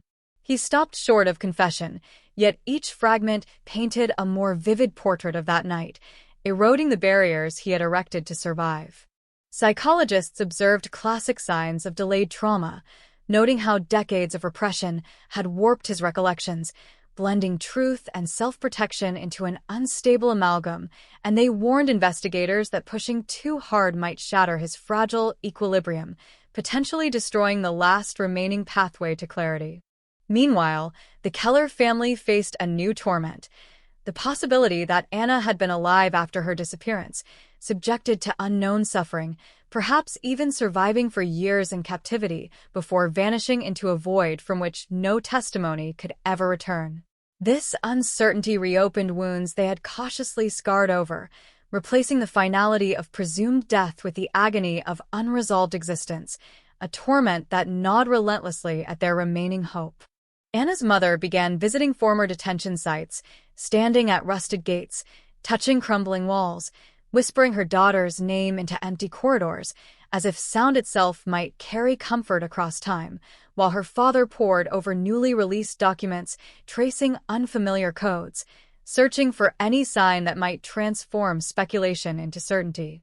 In the public imagination, Anna evolved into a symbol of countless untold stories, a face representing the anonymous casualties of ideological conflict, her disappearance resonating far beyond Berlin, sparking debates across Europe about accountability, memory, and the moral debts of history. Documentaries aired. Books were commissioned. Former agents published memoirs. And in this torrent of narrative, truth became both illuminated and obscured, each new revelation competing with distortion, each claim spawning counterclaims, until clarity itself seemed at risk of dissolution. Amid this chaos, one unexpected lead emerged from a most unlikely source: a woman in her late 50s living in a small town near the Polish border, who contacted investigators after recognizing Anna's face in a televised report. She claimed to have shared a detention cell with a young German student in November 1989, a woman who matched Anna's description, who spoke of Berlin, of university lectures, of roommates waiting for her return, and who disappeared one night without explanation, escorted away by men in civilian clothing, never to be seen again. Her testimony electrified the investigation. 4 days, detectives cross-checked her story, verifying timelines, locations, and conditions, confirming that she herself had been detained briefly during the chaotic final weeks of the East German regime, her release poorly documented, her survival an accident of collapsing authority. If her memory was accurate, it meant Anna had survived at least several weeks beyond her disappearance. But what happened after? Where had she gone? And who had decided her fate? As the inquiry widened, it threatened to implicate not only rogue agents, but entire networks of complicities spanning institutions, borders, and ideologies, raising the stakes far beyond a single prosecution, transforming a cold case into a reckoning with the unresolved crimes of a fractured continent. And through it all, the image of a lone fingerprint persisted, a fragile imprint of contact that had endured the erasure of time, insisting on relevance, demanding consequence, a silent witness to a moment that had reshaped countless lives, even as its full meaning remained maddeningly elusive. Because in this story, every answer opened a deeper question, every revelation unearthed another layer of concealment, and every step toward truth revealed how far that truth still lay beyond reach, hidden somewhere in the labyrinth of history, waiting for the courage, and perhaps the sacrifice, required to bring it into the light. The closer investigators moved toward the core of the truth, the more the atmosphere around the case began to change, as if the city itself sensed that buried forces were stirring, that old loyalties were fraying, and that secrets once protected by fear and ideology were now exposed to the merciless glare of a world that no longer accepted silence as an answer. Anonymous threats began arriving at police headquarters, letters with clipped sentences and no signatures, warning of consequences, of destabilization, of histories best left undisturbed, their tone neither hysterical nor emotional, but cold, professional, unmistakably deliberate. Detectives were assigned protection. Files were encrypted. Interviews moved to secure locations. Because somewhere, someone still cared enough about the events of 1989 to be afraid of their resurrection. As pressure mounted, the woman who had come forward with the detention cell testimony suddenly vanished from her apartment, leaving behind only an unplugged phone and a half-packed suitcase, her neighbors reporting that she had left in the early hours of the morning, accompanied by two men who spoke calmly, confidently, as if authority itself were their identification. Panic rippled through the investigative team, reviving the nightmare that the very machinery responsible for Anna's disappearance might still be operational, still capable of erasing inconvenient witnesses with terrifying efficiency. A nationwide alert was issued. Border agencies were notified. Surveillance cameras were reviewed. Within 48 hours, she was located in a small clinic near Dresden, sedated, disoriented, claiming she had agreed to a medical evaluation arranged by individuals who promised her protection, their identities concealed behind official-looking credentials. Though unharmed, her message was unmistakable. Someone was watching, and someone wanted control. This intimidation only hardened investigators' resolve, compelling them to accelerate efforts to secure testimony before it could be manipulated or silenced. Former Stasi operatives were summoned, some cooperative, others defiant, each interview a delicate dance between confession and self-preservation, as men who had once wielded unchecked power confronted a present that demanded accountability. One such figure, Klaus Richter, a former intelligence coordinator whose signature appeared on several of the cryptic transport orders from October 1989, agreed to speak after weeks of negotiation. Frail, pale, tethered to an oxygen tank, Richter described a chain of command fractured by the impending collapse of the regime, where mid-level officials acted with increasing autonomy, racing to secure leverage, to erase liabilities, to reposition themselves for a future they could barely comprehend. In this chaos, he said, detainees were often transferred without oversight, some released, others disappeared into a network of unofficial holding sites operated by hybrid teams of intelligence officers and civilian contractors. Brandner's name surfaced repeatedly, not as an architect, but as an executor, a reliable transporter whose discretion was prized above all else. Richter stopped short of confirming Anna's fate, but he admitted that a young woman fitting her description had been flagged as a potential security threat after making contact with an unknown individual believed to possess sensitive information regarding border vulnerabilities. Whether this individual was a defector, a spy, or merely a frightened courier remained unclear, but Anna, by proximity, had been pulled into a vortex from which escape was unlikely. The notion that her disappearance stemmed from a chance encounter intensified the tragedy, transforming her from target to collateral, from subject to consequence, and this randomness sharpened the moral horror of the case, exposing how easily ordinary lives could be obliterated by mechanisms indifferent to innocence. Meanwhile, forensic teams uncovered additional traces at the former Fürstenwald site, fragments of fabric embedded in concrete, fibers that preliminary analysis suggested matched the blend used in Anna's scarf, though decades of degradation rendered definitive identification impossible. Still, the discovery fueled speculation that she might have passed through that location, her presence absorbed into its structure like a ghost trapped within stone. As evidence accumulated, Brandner's legal position weakened, and under mounting psychological strain, he began to fracture, his once meticulous denials dissolving into fragmented admissions, vague recollections, and sudden silences that spoke louder than words. During one late-night interrogation, his composure finally collapsed, and in a voice stripped of bravado, he described the sensation of inevitability, of being caught in currents stronger than himself, of choices that no longer felt like choices at all. He spoke of being instructed to pick up a package near Checkpoint Charlie, of finding instead a terrified young woman, of arguing, of hesitation, of fear. Then his voice faltered, and the room held its breath as he stared at the table, his hands trembling, his eyes unfocused, trapped in a memory he could no longer suppress. He claimed she had been alive when he delivered her to a secondary site. Claimed he had never seen her again. Claimed he had been paid to forget. But the damage was done. For the first time, the narrative had shifted from denial to reluctant acknowledgement, and this pivot sent shockwaves through both the prosecution and the public, reframing the case from speculative reconstruction to partial confession. Still, critical questions remained unanswered.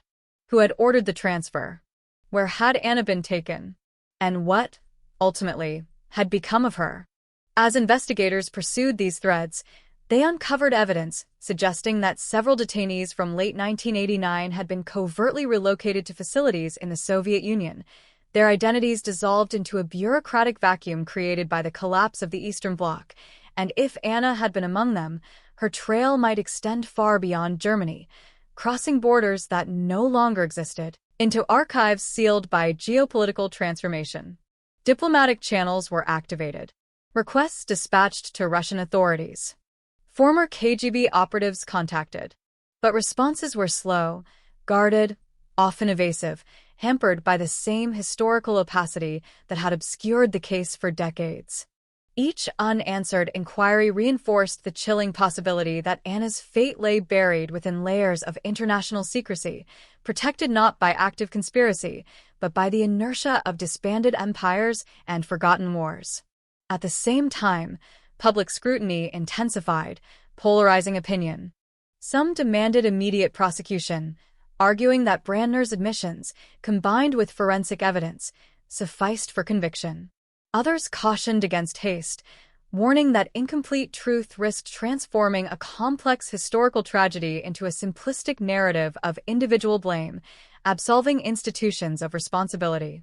The debate spilled onto talk shows, academic forums, and parliamentary sessions, igniting a national conversation about justice, memory, and the limits of accountability as Germany confronted the unresolved ghosts of its divided past. For the Keller family, these abstract discussions were eclipsed by a singular, agonizing question. Was Anna still alive when Brandner let her go? And if so, where had her life ended, in whose custody, under whose authority, and for what unforgivable reason? Every new fragment of testimony deepened their torment, because hope and horror now coexisted, intertwined, inseparable, each amplifying the other, creating an emotional tension that threatened to consume them.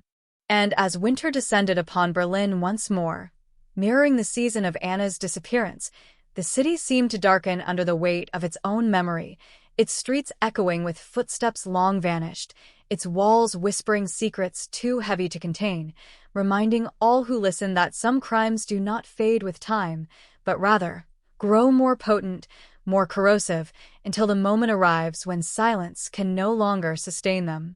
Because this cold case, once a forgotten file in a dusty cabinet, had become a reckoning. And reckoning, by its very nature, demands sacrifice. The trail led east, beyond the familiar contours of Berlin, across borders that had once been fortified by ideology and fear, into territories where the archives of vanished regimes lay sealed beneath layers of political caution, and where the memory of the Cold War still lingered like an unspoken curse. As German investigators prepared their requests for international cooperation, they understood that they were no longer pursuing a missing person, but confronting the residual machinery of empires, a labyrinth of secrecy where truth was buried not only by intent, but by the collapse of the very systems that had once documented it. In Moscow, diplomatic cables disappeared into bureaucratic channels, their urgency softened by protocol, their language diluted by caution, because the events of 1989 belonged to a chapter many preferred to forget, a time of instability when loyalties fractured and records became liabilities. Replies arrived slowly, offering partial access, Limited cooperation and carefully curated glimpses into archives whose deeper layers remained sealed, justified by national security, historical sensitivity, and enduring legacy of mistrust. Still, fragments emerged. Lists of detainees transferred during the final months of the Soviet Union's involvement in East Germany. Transport orders marked with codes long obsolete. References to temporary holding facilities in Kaliningrad, Minsk, and Novosibirsk. Each document a ghost of movement, hinting at journeys that had never been acknowledged, at lives relocated into anonymity. One file, badly degraded, mentioned an unidentified female subject, German-speaking, admitted to a medical detention facility in late 1989, classified as politically unstable, her records terminating abruptly in mid-1990.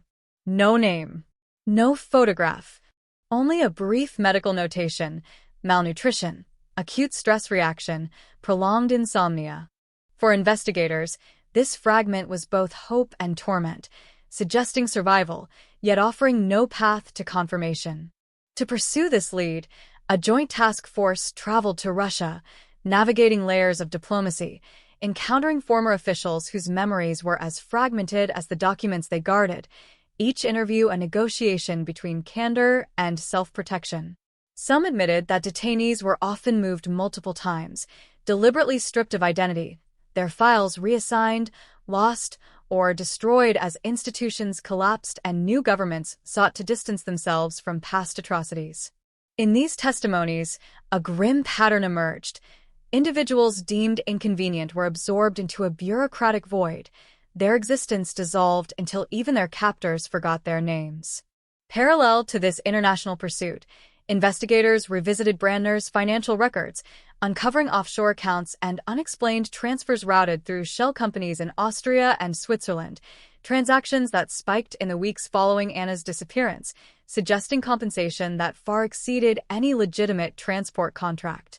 When confronted, Brandner claimed ignorance, attributing the funds to consulting fees, yet his inability to produce documentation eroded his credibility, painting a portrait of a man enmeshed in clandestine economies, whose silence had been purchased with sums large enough to sustain decades of quiet.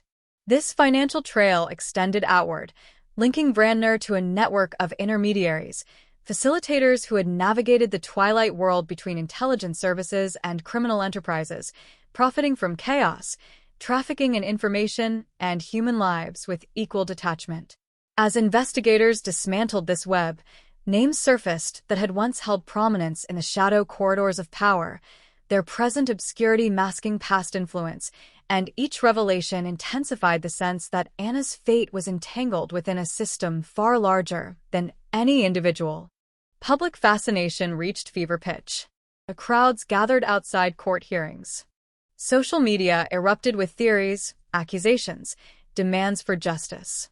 Documentarians dissected every detail, and in this cacophony, the distinction between evidence and speculation blurred, transforming the investigation into a spectacle that risked obscuring its human core.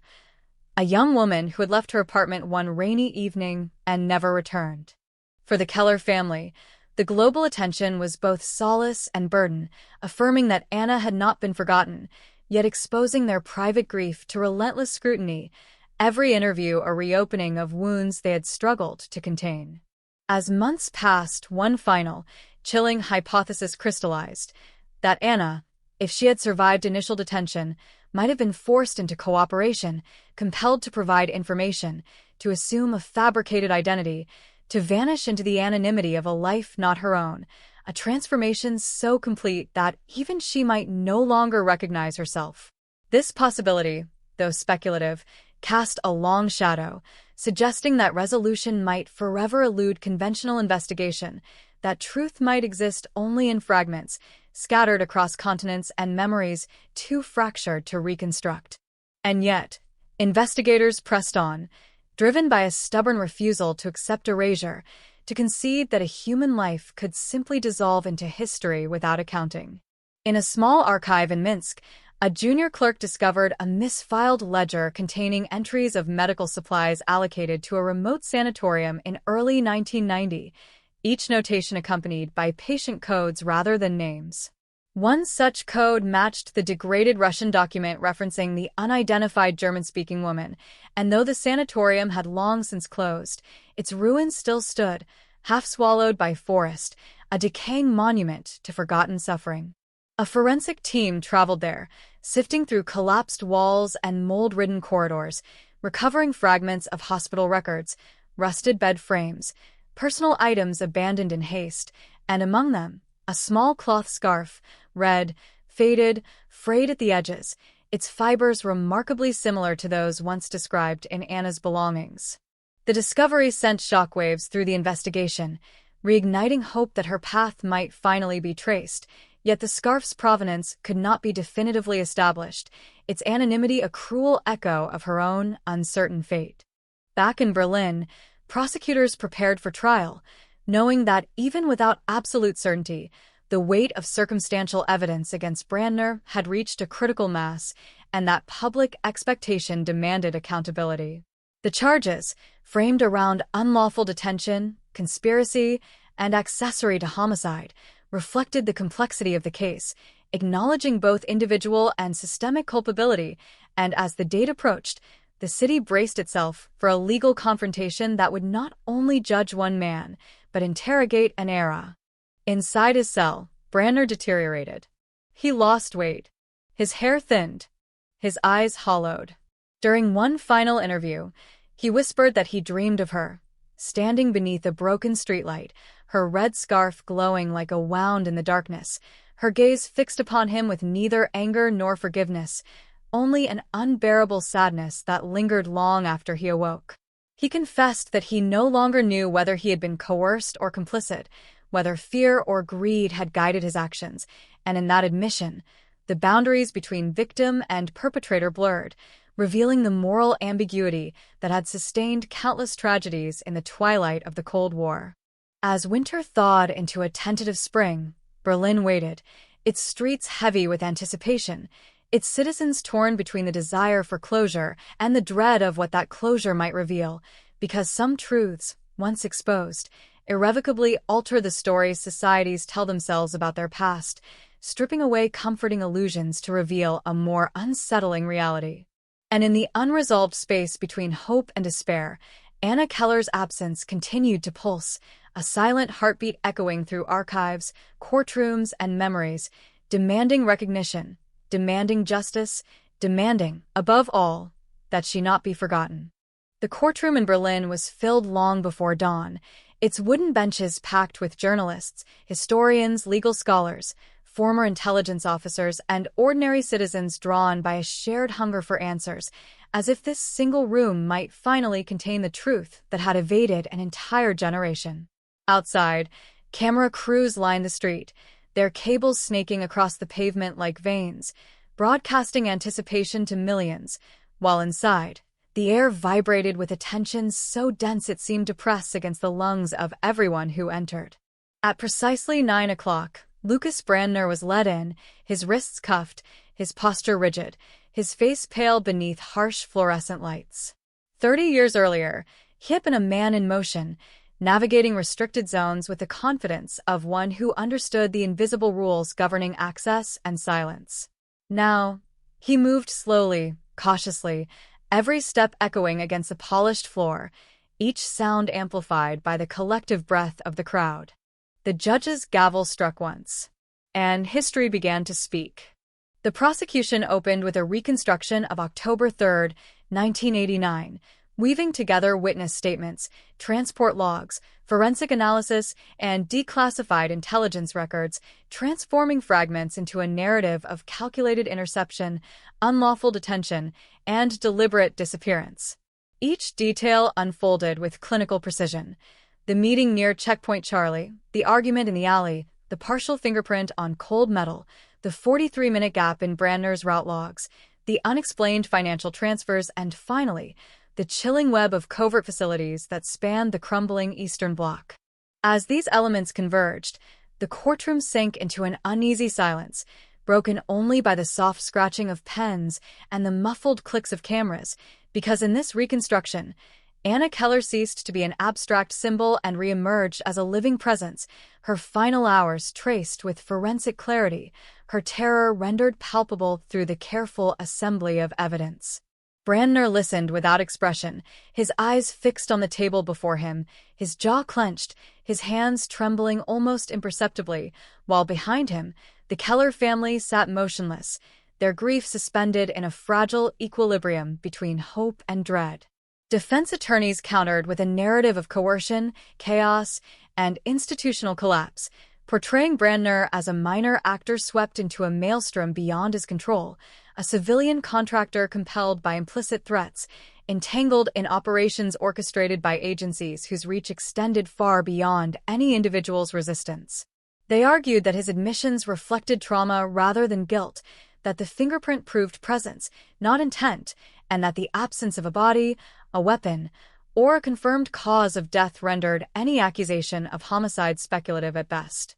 The courtroom became a battleground of memory and interpretation, where history itself stood accused, its contradictions exposed under relentless scrutiny. Witnesses followed.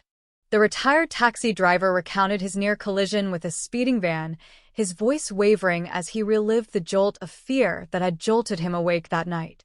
The former bar owner described the trembling young woman, her frantic call, her sudden flight into darkness. The anonymous former detainee testified behind a screen, recounting the brief weeks she spent sharing a cell with a German student who spoke of Kreuzberg, of lectures and roommates, of dreams abruptly interrupted, her voice breaking as she recalled the moment guards took the young woman away, her footsteps fading down a corridor from which no one ever returned. Each testimony layered emotion atop evidence, transforming the sterile logic of prosecution into a visceral experience, and with every account, the boundaries of the case expanded, revealing a tapestry of complicity that extended far beyond a single defendant. Then came the forensic analysts. They explained the fingerprint match in meticulous detail, projecting enlarged images of ridge patterns across a massive screen, demonstrating the improbability of coincidence, the near certainty of identification, their calm professionalism lending scientific authority to what had once been a faint smudge on rusted metal. Financial experts followed, dissecting offshore transactions, exposing shell corporations, tracing money trails that pulsed outward like arteries, each transfer a heartbeat of clandestine exchange, illustrating how silence had been monetized, how disappearance had become a commodity. Throughout it all, Brandner remained silent, until the fourth day of testimony. When he asked to speak, the courtroom stilled. His lawyer protested. The judge hesitated, then nodded. Brandner rose, gripping the edge of the stand, his knuckles white, his breathing shallow, and for a long moment he said nothing, his gaze drifting across the room, resting briefly on Anna's parents, whose eyes met his with a mixture of anguish and defiance. "I remember the rain," he began, his voice hoarse, unsteady. "And the fear. Not just hers. Mine." He described the instructions, vague yet unmistakable, the unspoken understanding that refusal was not an option, the climate of paranoia that permeated every exchange, rendering moral deliberation a luxury few could afford.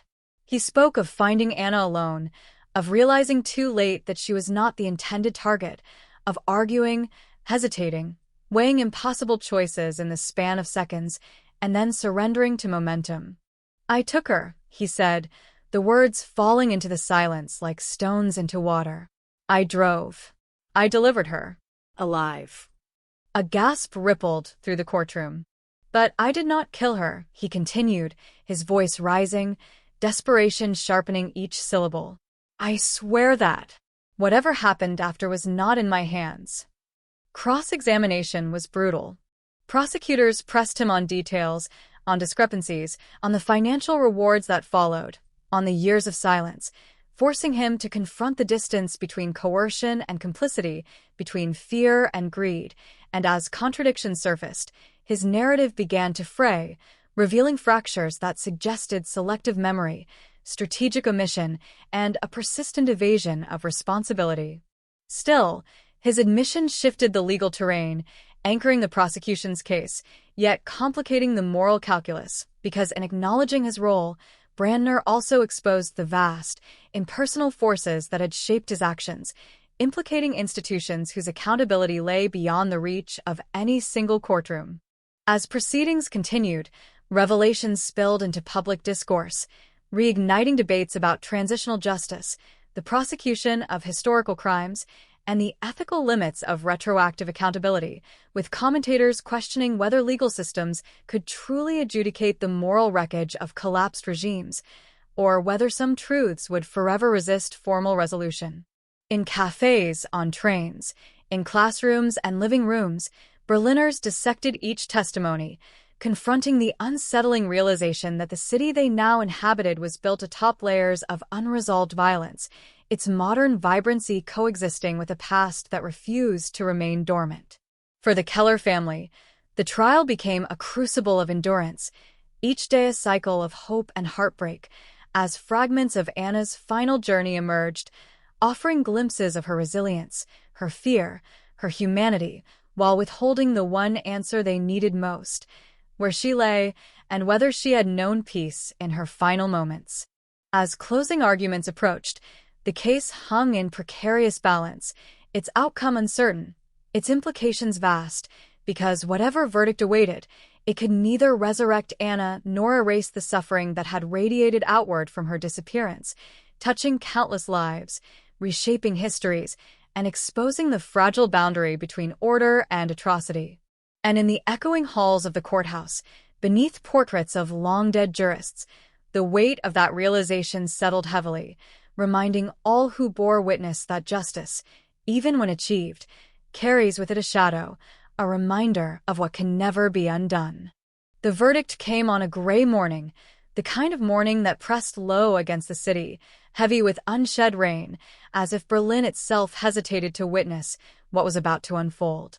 Inside the courtroom, silence pooled in every corner, thick and electric, charged with expectation, as the judge rose and the room followed, a collective intake of breath marking the moment when 3 decades of uncertainty were about to crystallize into a single legal truth. Lucas Brandner stood motionless, his hands clasped, his eyes hollow, fixed on the bench before him, while behind him, Anna Keller's parents leaned forward, their bodies trembling, suspended between hope and dread, bracing for a judgment that could never be enough, yet might finally bring a measure of reckoning. The judge's voice was steady, formal, precise, each word falling into the silence with deliberate weight. Guilty. On charges of unlawful detention, conspiracy, and accessory to a crime resulting in presumed death. Not guilty. On the charge of direct homicide. A murmur rippled through the courtroom, a collective exhalation of tension, neither relief nor outrage, but something in between, a fragile compromise between evidence and uncertainty, acknowledging responsibility without claiming omniscience, justice without illusion. Brandner closed his eyes. For a moment, it seemed he might collapse. Instead, he exhaled, slowly, as if releasing a breath he had been holding for 30 years, his face contorted by emotions too complex to name. Resignation, regret, perhaps even relief. The sentence followed. 25 years. A lifetime measured against the eternity of absence. For the Keller family, the verdict was both an ending and a beginning, a recognition of wrongdoing that validated their suffering, yet left the central wound exposed, unanswered, because conviction did not equate to closure, and punishment could not restore what had been stolen. Outside, crowds gathered, reporters shouting questions, microphones thrust forward, voices colliding in a chaotic chorus, demanding reaction, interpretation, meaning, and as the Keller parents emerged, their faces drawn, their eyes rimmed with exhaustion, they offered only a few words, spoken softly, almost to themselves. "We want to know where she is." Those 6 words reverberated through the media, echoing across broadcasts and headlines, distilling the entire case into a singular plea that no verdict could satisfy. In the weeks that followed, the investigation did not end. It transformed. With Brandner convicted, prosecutors gained leverage, negotiating cooperation in exchange for reduced incarceration conditions, offering him a chance, however limited, to confront the full weight of his actions by revealing what he knew of Anna's final journey. At first, his disclosures were cautious, fragmented, constrained by fear and habit, but gradually, as the walls of denial eroded, a more coherent narrative emerged, tracing a route through clandestine facilities, unnamed intermediaries, and improvised detention sites that mirrored the chaotic disintegration of the Eastern Bloc. He described delivering Anna to a warehouse outside Frankfurt an der Oder, a temporary holding point operated jointly by civilian contractors and intelligence personnel, where detainees were processed, reassigned, and dispersed. From there, he claimed, she had been transferred eastward, beyond his direct involvement, swallowed by a network whose reach extended into territories now governed by new states, new laws, and new silences. Investigators returned to these locations, excavating ruins, scanning soil, interviewing aging witnesses, uncovering remnants of lives once contained within those walls. But once again, certainty remained elusive, each discovery yielding only partial confirmation, never the definitive proof the family so desperately sought. Then, months after the verdict, a letter arrived. Unmarked, untraceable, addressed simply to the Keller family. Inside, a single page, typed and signed, containing a brief message that sent a chill through all who read it. She survived the winter of 1989. She did not survive the summer of 1990. No location, no explanation, no name, only a final, devastating assertion. Authorities analyzed the paper, the ink, the typography, finding nothing that could lead to a sender, while investigators debated its authenticity, torn between the possibility of a belated confession and the cruelty of a hoax, knowing that either interpretation carried unbearable consequences. For Anna's parents, the letter became an object of quiet torment, a fragile relic of potential truth that both eased and deepened their grief, because survival, however brief, meant suffering prolonged, yet also meant resilience, a testament to their daughter's strength in the face of unimaginable fear. As public attention waned, the case receded from headlines, replaced by new scandals, new tragedies, new obsessions. Yet in the undercurrents of Berlin, its legacy endured, reshaping conversations about history, accountability, and memory, prompting renewed examination of Cold War archives, the opening of sealed files, and the establishment of commissions dedicated to uncovering the fates of those who had vanished in silence. In classrooms, Anna Keller's story became a lens through which students confronted the moral complexities of divided Germany, learning that history was not merely a sequence of events, but a tapestry of human choices, each thread carrying consequences that extended far beyond their moment of creation. In quiet moments, former officials wrestled with their own memories, some stepping forward to confess minor roles, others retreating deeper into denial, while across Europe, families of the disappeared found renewed courage to seek answers, their private grief transformed into collective resolve. Yet even as this broader reckoning unfolded, a stubborn core of mystery persisted, an absence that no inquiry could fill, a silence that refused articulation. Because somewhere, perhaps beneath layers of earth, or behind forgotten walls, or dissolved within the anonymity of distant records, lay the final chapter of Anna Keller's story, inaccessible, unyielding, a truth that history itself seemed determined to withhold. And in that withholding, a haunting question lingered, whispering through archives and alleyways alike. How many other names, how many other faces, had been erased by the same mechanisms, their stories never resurrected, their fingerprints never found, their absence accepted as inevitability? The verdict had delivered justice, but it had not delivered peace. The case should have ended there, sealed by a verdict, archived beneath layers of legal finality, but instead, it began to mutate, shedding its courtroom form and re-emerging as something more elusive, more dangerous, a story no longer bound by procedure or evidence, but by fragments, whispers, and the fragile persistence of memory. Because when justice closes one door, it sometimes opens another, and what waited beyond was a corridor of shadows, lined with half-truths and the quiet terror of unresolved possibility. It began with a photograph, an anonymous email sent to a regional newspaper. No message, no explanation, only an image attached, grainy, monochrome, scanned from a decaying print. A young woman standing beside a rusted fence, snow clinging to her coat, her face thin, her eyes hollow, yet unmistakably familiar. The red scarf was gone, but the tilt of her head, the slope of her shoulders, the distant defiance in her gaze. The newsroom froze. Facial recognition software confirmed a startling probability, 87% match to Anna Keller. The photograph was dated March 1990. Location unknown. Within hours, the image exploded across media platforms, reigniting public fascination and disbelief, as if the past itself had clawed through the surface of the present, demanding to be seen.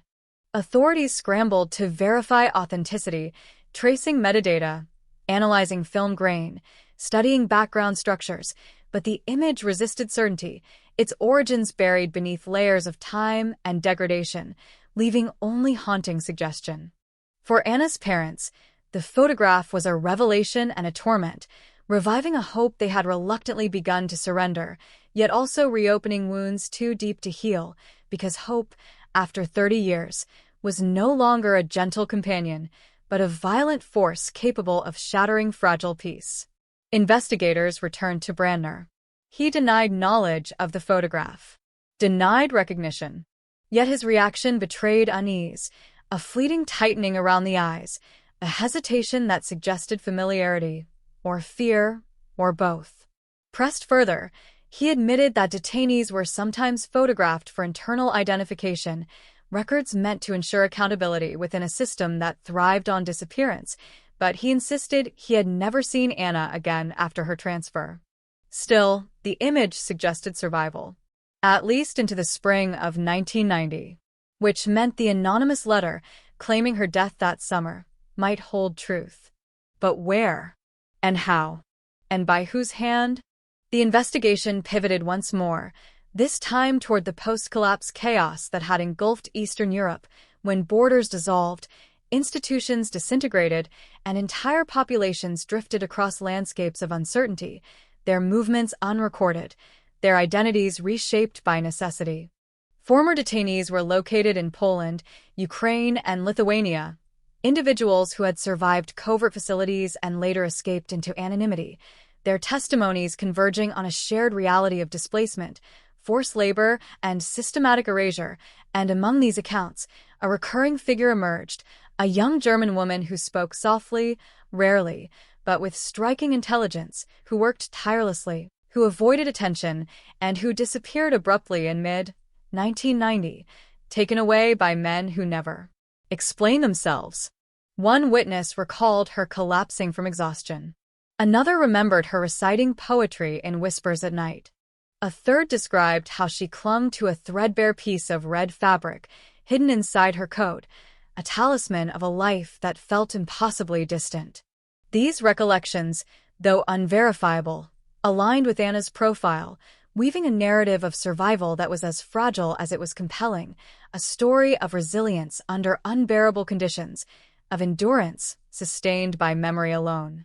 As investigators pieced together this mosaic, they uncovered evidence that some detainees had been transferred to labor camps masquerading as industrial rehabilitation centers, sites operating beyond international oversight, where economic desperation met political opportunism, exploiting human lives in the vacuum left by collapsing regimes.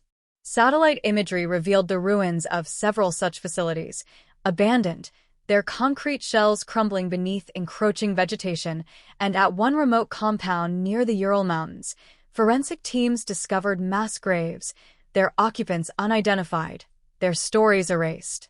Among the recovered artifacts, a fragment of cloth surfaced, red, faded, frayed, its fibers consistent with the scarf found months earlier near Minsk. Yet once again, confirmation eluded certainty, the evidence circling just beyond reach, like a voice fading at the edge of hearing. Public reaction oscillated between hope and despair, with commentators debating the ethics of prolonged investigation, questioning whether the relentless pursuit of resolution risked compounding the family's suffering. Yet for the Kellers, the alternative, accepting uncertainty, was unbearable, a surrender they refused to contemplate. They traveled across Europe, meeting survivors, tracing rumors, standing at the gates of abandoned facilities, whispering Anna's name into spaces that had once swallowed voices whole, driven by a conviction that memory itself could become a form of resistance, that as long as her name was spoken, her existence could not be fully erased. And in these journeys, they encountered countless others, families of the disappeared, bound together by shared loss, forming a quiet coalition of grief and determination, their collective stories revealing a vast, uncharted landscape of suffering that transcended borders and ideologies.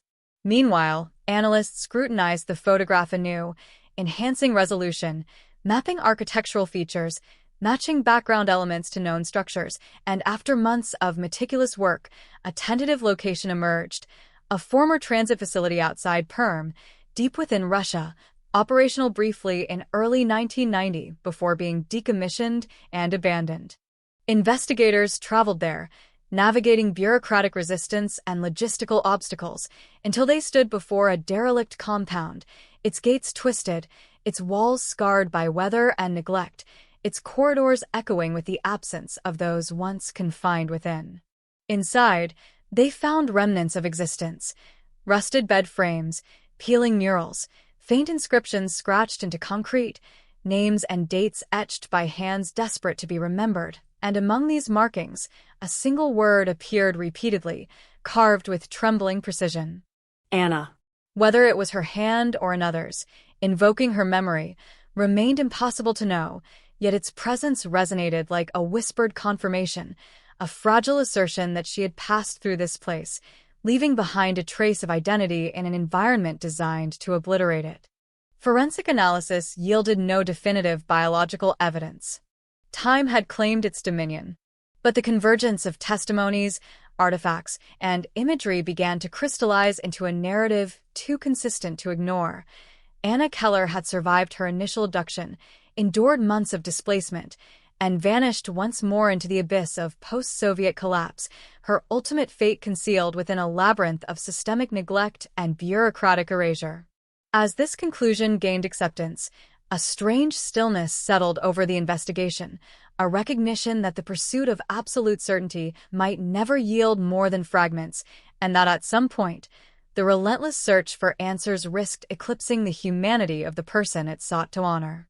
For Anna's parents, the journey had transformed grief into pilgrimage, their lives redefined by motion and memory, and in this perpetual movement, they found a paradoxical peace, a sense that as long as they continued, Anna remained present, her absence a force that propelled them forward rather than an abyss that consumed them.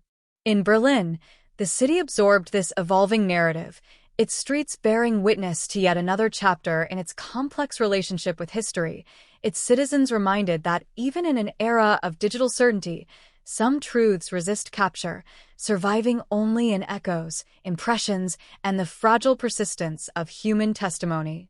And as the story of Anna Keller dissolved into a mosaic of possibility, the boundary between fact and legend blurred, leaving behind not a single, definitive answer, but a constellation of fragments, each one glinting with the faint promise of meaning, inviting those who encountered them to decide what they believed and what they were willing to remember. Time moved forward, indifferent to unresolved questions, carrying Berlin deeper into a future layered over the ruins of its past.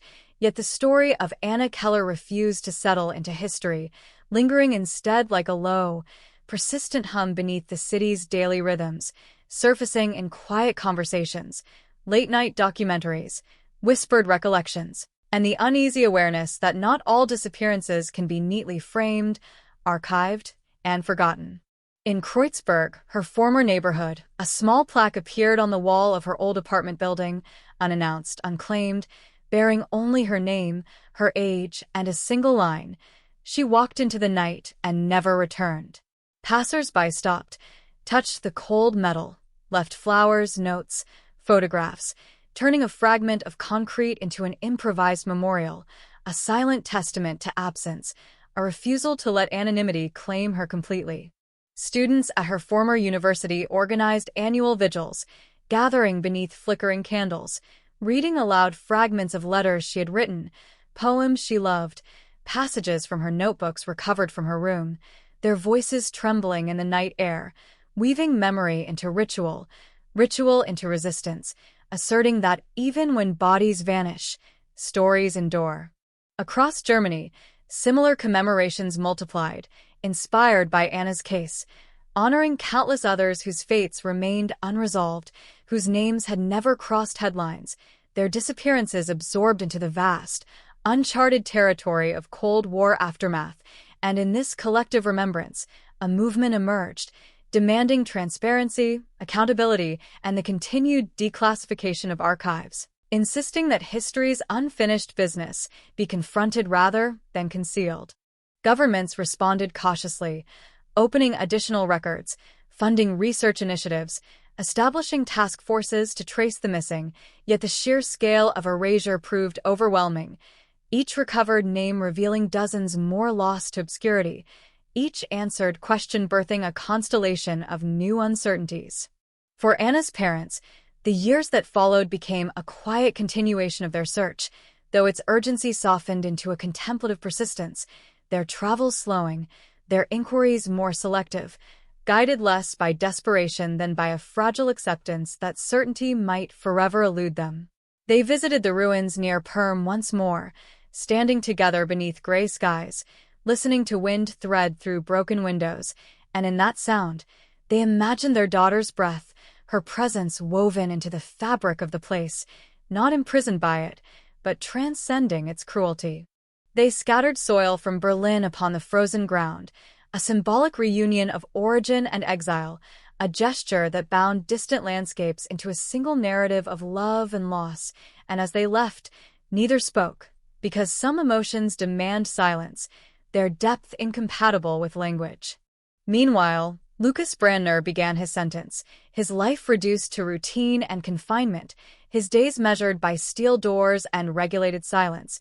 Yet even within prison walls, the past pursued him, manifesting in recurring dreams, in whispered confessions to unseen listeners, in letters he wrote but never sent, addressing Anna directly, apologizing, explaining, seeking absolution he knew he did not deserve. Psychologists who evaluated him observed profound remorse intertwined with self-preservation, a fractured psyche struggling to reconcile memory with survival, and they noted that his greatest fear was not punishment, but erasure, the possibility that history would remember him only as a villain, stripping his narrative of nuance, complexity, and context, reducing a lifetime of choices to a single, unforgivable act. Yet for many, such nuance was irrelevant. Because regardless of coercion or chaos, a young woman had vanished, her life derailed, her future annihilated, and the moral weight of that outcome resisted dilution. In public discourse, Anna's story evolved into a parable, a lens through which society examined the consequences of unchecked power, the fragility of civil liberties, and the ease with which extraordinary circumstances can normalize extraordinary cruelty. Her disappearance became a cautionary tale, invoked in debates about surveillance, detention, and state authority, a reminder that the line between security and oppression is perilously thin, easily crossed when fear eclipses empathy. Artists, writers, and filmmakers drew inspiration from the case, crafting works that explored absence, memory, and identity, their creations echoing across galleries, theaters, and screens, transforming personal tragedy into collective reflection, ensuring that Anna's name would continue to circulate, resonating across generations that had never known a divided Berlin. And yet, amid this proliferation of narrative, a quiet question persisted, haunting those who had followed every development. What if she had lived? What if, somewhere under a different name, in a distant city, she had carved out a fragile existence, carrying her memories in silence, choosing anonymity over revelation, survival over reunion? This possibility, however remote, infuse the story with a peculiar tension, a liminal space between death and life, where absence became ambiguous, neither fully extinguished nor wholly present, a state that defied closure, sustaining hope even as it perpetuated grief. Occasionally, reports surfaced of women resembling her, sightings in remote villages, hospitals, refugee camps, each claim igniting brief flares of speculation before fading into disappointment. Yet each one also reaffirmed the power of her image, its persistence in the collective imagination, a testament to the human refusal to accept disappearance as final. In Berlin, the seasons continued their endless cycle, winter giving way to spring, spring to summer, summer to autumn, the city reinventing itself with relentless energy, yet beneath its vibrant surface, the echoes of unresolved stories lingered, shaping its identity as profoundly as its monuments and architecture, reminding all who lived there that history is not merely a sequence of concluded events, but an ongoing dialogue between past and present. And in that dialogue, Anna Keller's voice, though silent, remained unmistakable, a whisper threaded through archives, alleyways, and dreams, urging remembrance, urging vigilance, urging a recognition of shared vulnerability. Because the true legacy of her disappearance lay not in definitive answers, but in the questions it forced society to confront: how easily lives can be erased, how fragile justice can be, how memory itself becomes an act of defiance. As years passed, the cold case receded further into the realm of legend, its contours softened by time, its edges blurred by interpretation, yet its core remained, a kernel of unresolved truth, pulsing steadily, impervious to oblivion. And in that persistence, a final, haunting realization emerged, that some stories do not seek resolution, but resonance, their purpose not to conclude, but to endure, shaping conscience, shaping identity, shaping the moral landscape of those who inherit them. Because in the end, Anna Keller's disappearance was not only a mystery to be solved. It was a wound to be remembered. That night, the rain poured relentlessly over the city. Heavy drops struck the interrogation room window, creating a cold, rhythmic sound, like a countdown to the moment the truth would finally be revealed. The man sitting across from the investigators kept his head lowered, his hands trembling. 30 years of silence. 30 years of hiding. 30 years of fear. All of it now weighed heavily on his aging shoulders. There was no way out. The recording of the anonymous call echoed through the room. Every word was clear. The voice had been distorted, but the details were undeniable. Details only the killer could possibly know. He closed his eyes. Then he broke down. A broken sob escaped his throat. It was me, I did it, all of it. The room sank into a deadly silence. He confessed that in a storm of blind jealousy, he had stalked the victim for days. On that fateful night, a violent argument erupted. Harsh words. Old wounds reopened. And in a moment of total loss of control, he struck. Panic followed. He cleaned the scene, hid the body, staged false evidence to mislead the investigation. For decades, he believed he had erased the past. But the past never truly disappears. It waits. 30 years later, a single forgotten fingerprint, one overlooked detail, one whisper from the shadows, and the entire crime was dragged back into the light. The trial unfolded under the watch of millions. The victim's family sat silently in the front row. 30 years of waiting. 30 years of unanswered questions. Now, only a dull, aching grief remained. When the judge read the life sentence, there were no cheers, no applause, only silence. A heavy silence, closing a tragedy that had lasted nearly half a lifetime. Outside the courthouse, the sky was strangely clear. The rain had stopped. Pale sunlight reflected off the wet pavement, a fragile sign of release. The case was over, but the questions about fate, guilt, escape, and the price one must pay, they remained. Because in this world, no secret can stay buried forever. Only the truth, sooner or later, will always find its way back. Long after the verdict was spoken, Long after the courtroom emptied and the cameras shut down, Berlin remained awake. The city breathed in the silence left behind by the trial, as if afraid that a single careless sound might awaken the ghosts that still lingered in its streets. The rain had washed the blood from the pavement decades ago, yet memory had proven far more stubborn. Memory clung to brick and shadow, to alleyways and stairwells, to the hollow spaces beneath bridges where whispers still gathered after midnight. The victim's apartment stood unchanged. Dust lay thick on the windowsills. The wallpaper still peeled in the same corners. The faint outline of furniture remained etched into the wooden floor, pale scars where life had once unfolded. Investigators walked through the rooms one final time, their footsteps soft, almost reverent, as if crossing sacred ground. Nothing remained to be discovered, and yet everything still seemed to be waiting. Waiting for forgiveness. Waiting for closure. Waiting for a peace that might never come. In the bedroom, a single photograph lay framed on the bedside table. A smiling face, caught in a moment of careless happiness, unaware of how abruptly time would end. 36 years frozen in a single glance. The kind of image that no amount of justice could ever truly restore. Outside, neighbors paused as they passed the building. Some slowed their pace. Some crossed the street. Some stopped altogether, staring upward as if expecting the windows to speak. For decades, this address had been whispered in fearful tones, linked forever to an unsolved nightmare. Even now, with the killer named and condemned, the air around the building remained heavy, charged with unease. Because truth, once revealed, does not dissolve fear. It sharpens it. Across the city, the victim's family returned home for the first time since the verdict. They moved through their small apartment with cautious steps, unsure how to exist in a world where the waiting was finally over. For 36 years, hope and despair had intertwined so tightly that neither could be separated from daily life. Now, in the aftermath, there was only emptiness.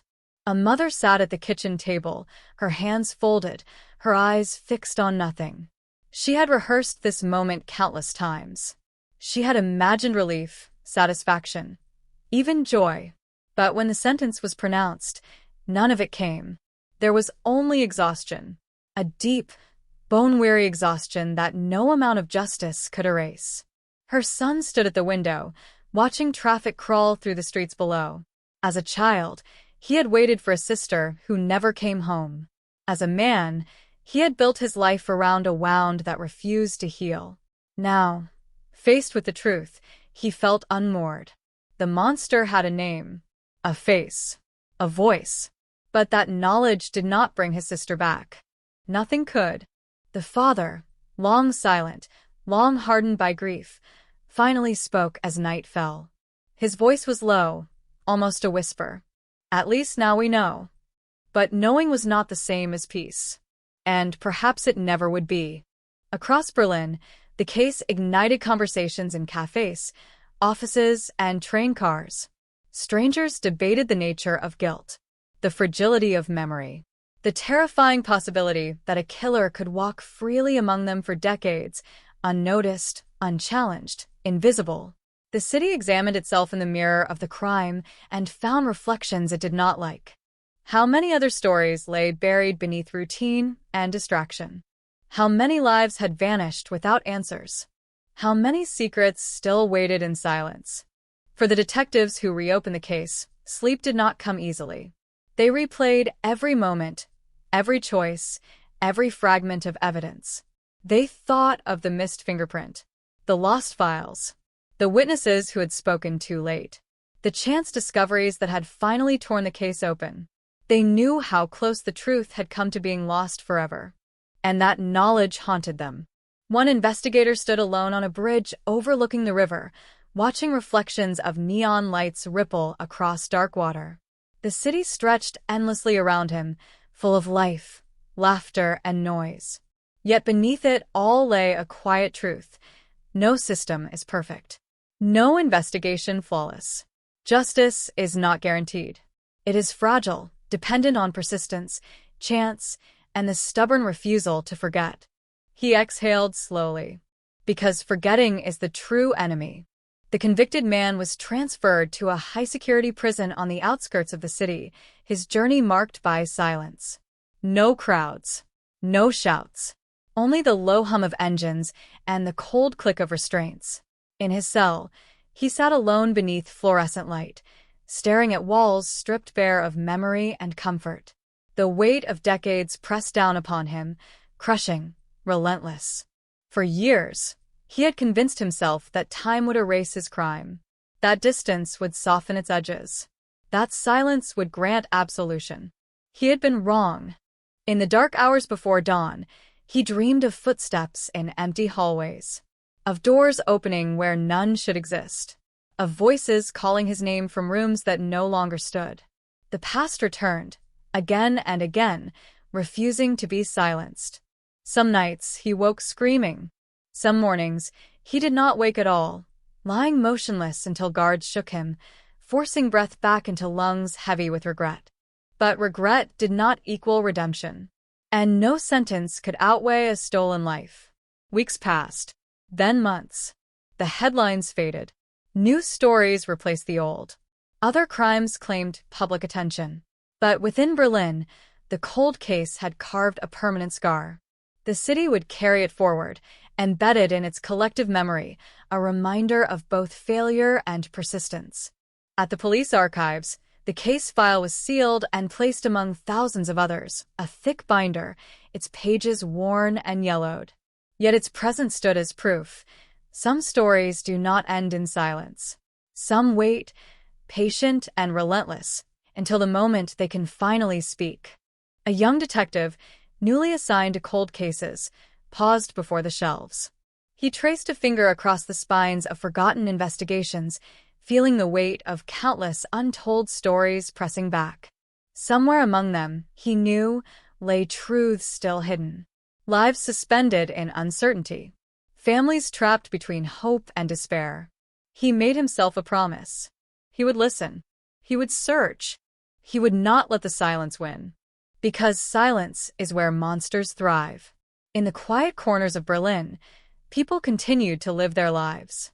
Children laughed in courtyards. Couples argued and reconciled.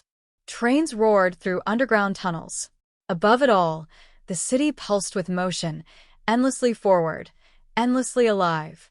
Yet beneath that movement lay a deeper current, a shared awareness that the past never truly releases its grip. Sometimes it only loosens long enough for us to forget. Until a single fingerprint, a forgotten witness, a whispered confession tears the illusion apart. Until the cold case wakes and reminds us that time does not bury truth. It preserves it, waiting, always waiting. Years from now, when the city has changed and the faces in the photographs have grown unfamiliar, someone will still stumble upon this story. They will read the headlines, study the grainy images, follow the trail of evidence across decades, and they will feel the same chill crawl up their spine. Because fear is not bound by era, and justice, however delayed, still carries a terrible power. A power to reopen wounds, a power to confront lies, a power to force the living to reckon with the dead. As night descends once more over Berlin, the streets glow beneath rows of flickering lights. Shadows stretch long and distorted, weaving through alleyways and across empty plazas. Somewhere, a window remains lit, a solitary figure staring into darkness, haunted by questions that will never find answers. Why that night? Why that moment? Why that life? There are no explanations, only consequences, and the knowledge that every city, no matter how bright, no matter how alive, holds within it stories that refuse to fade. Stories that wait, stories that watch, stories that breathe in the silence. The Berlin 1989 cold case may be closed, but its echo will never fade.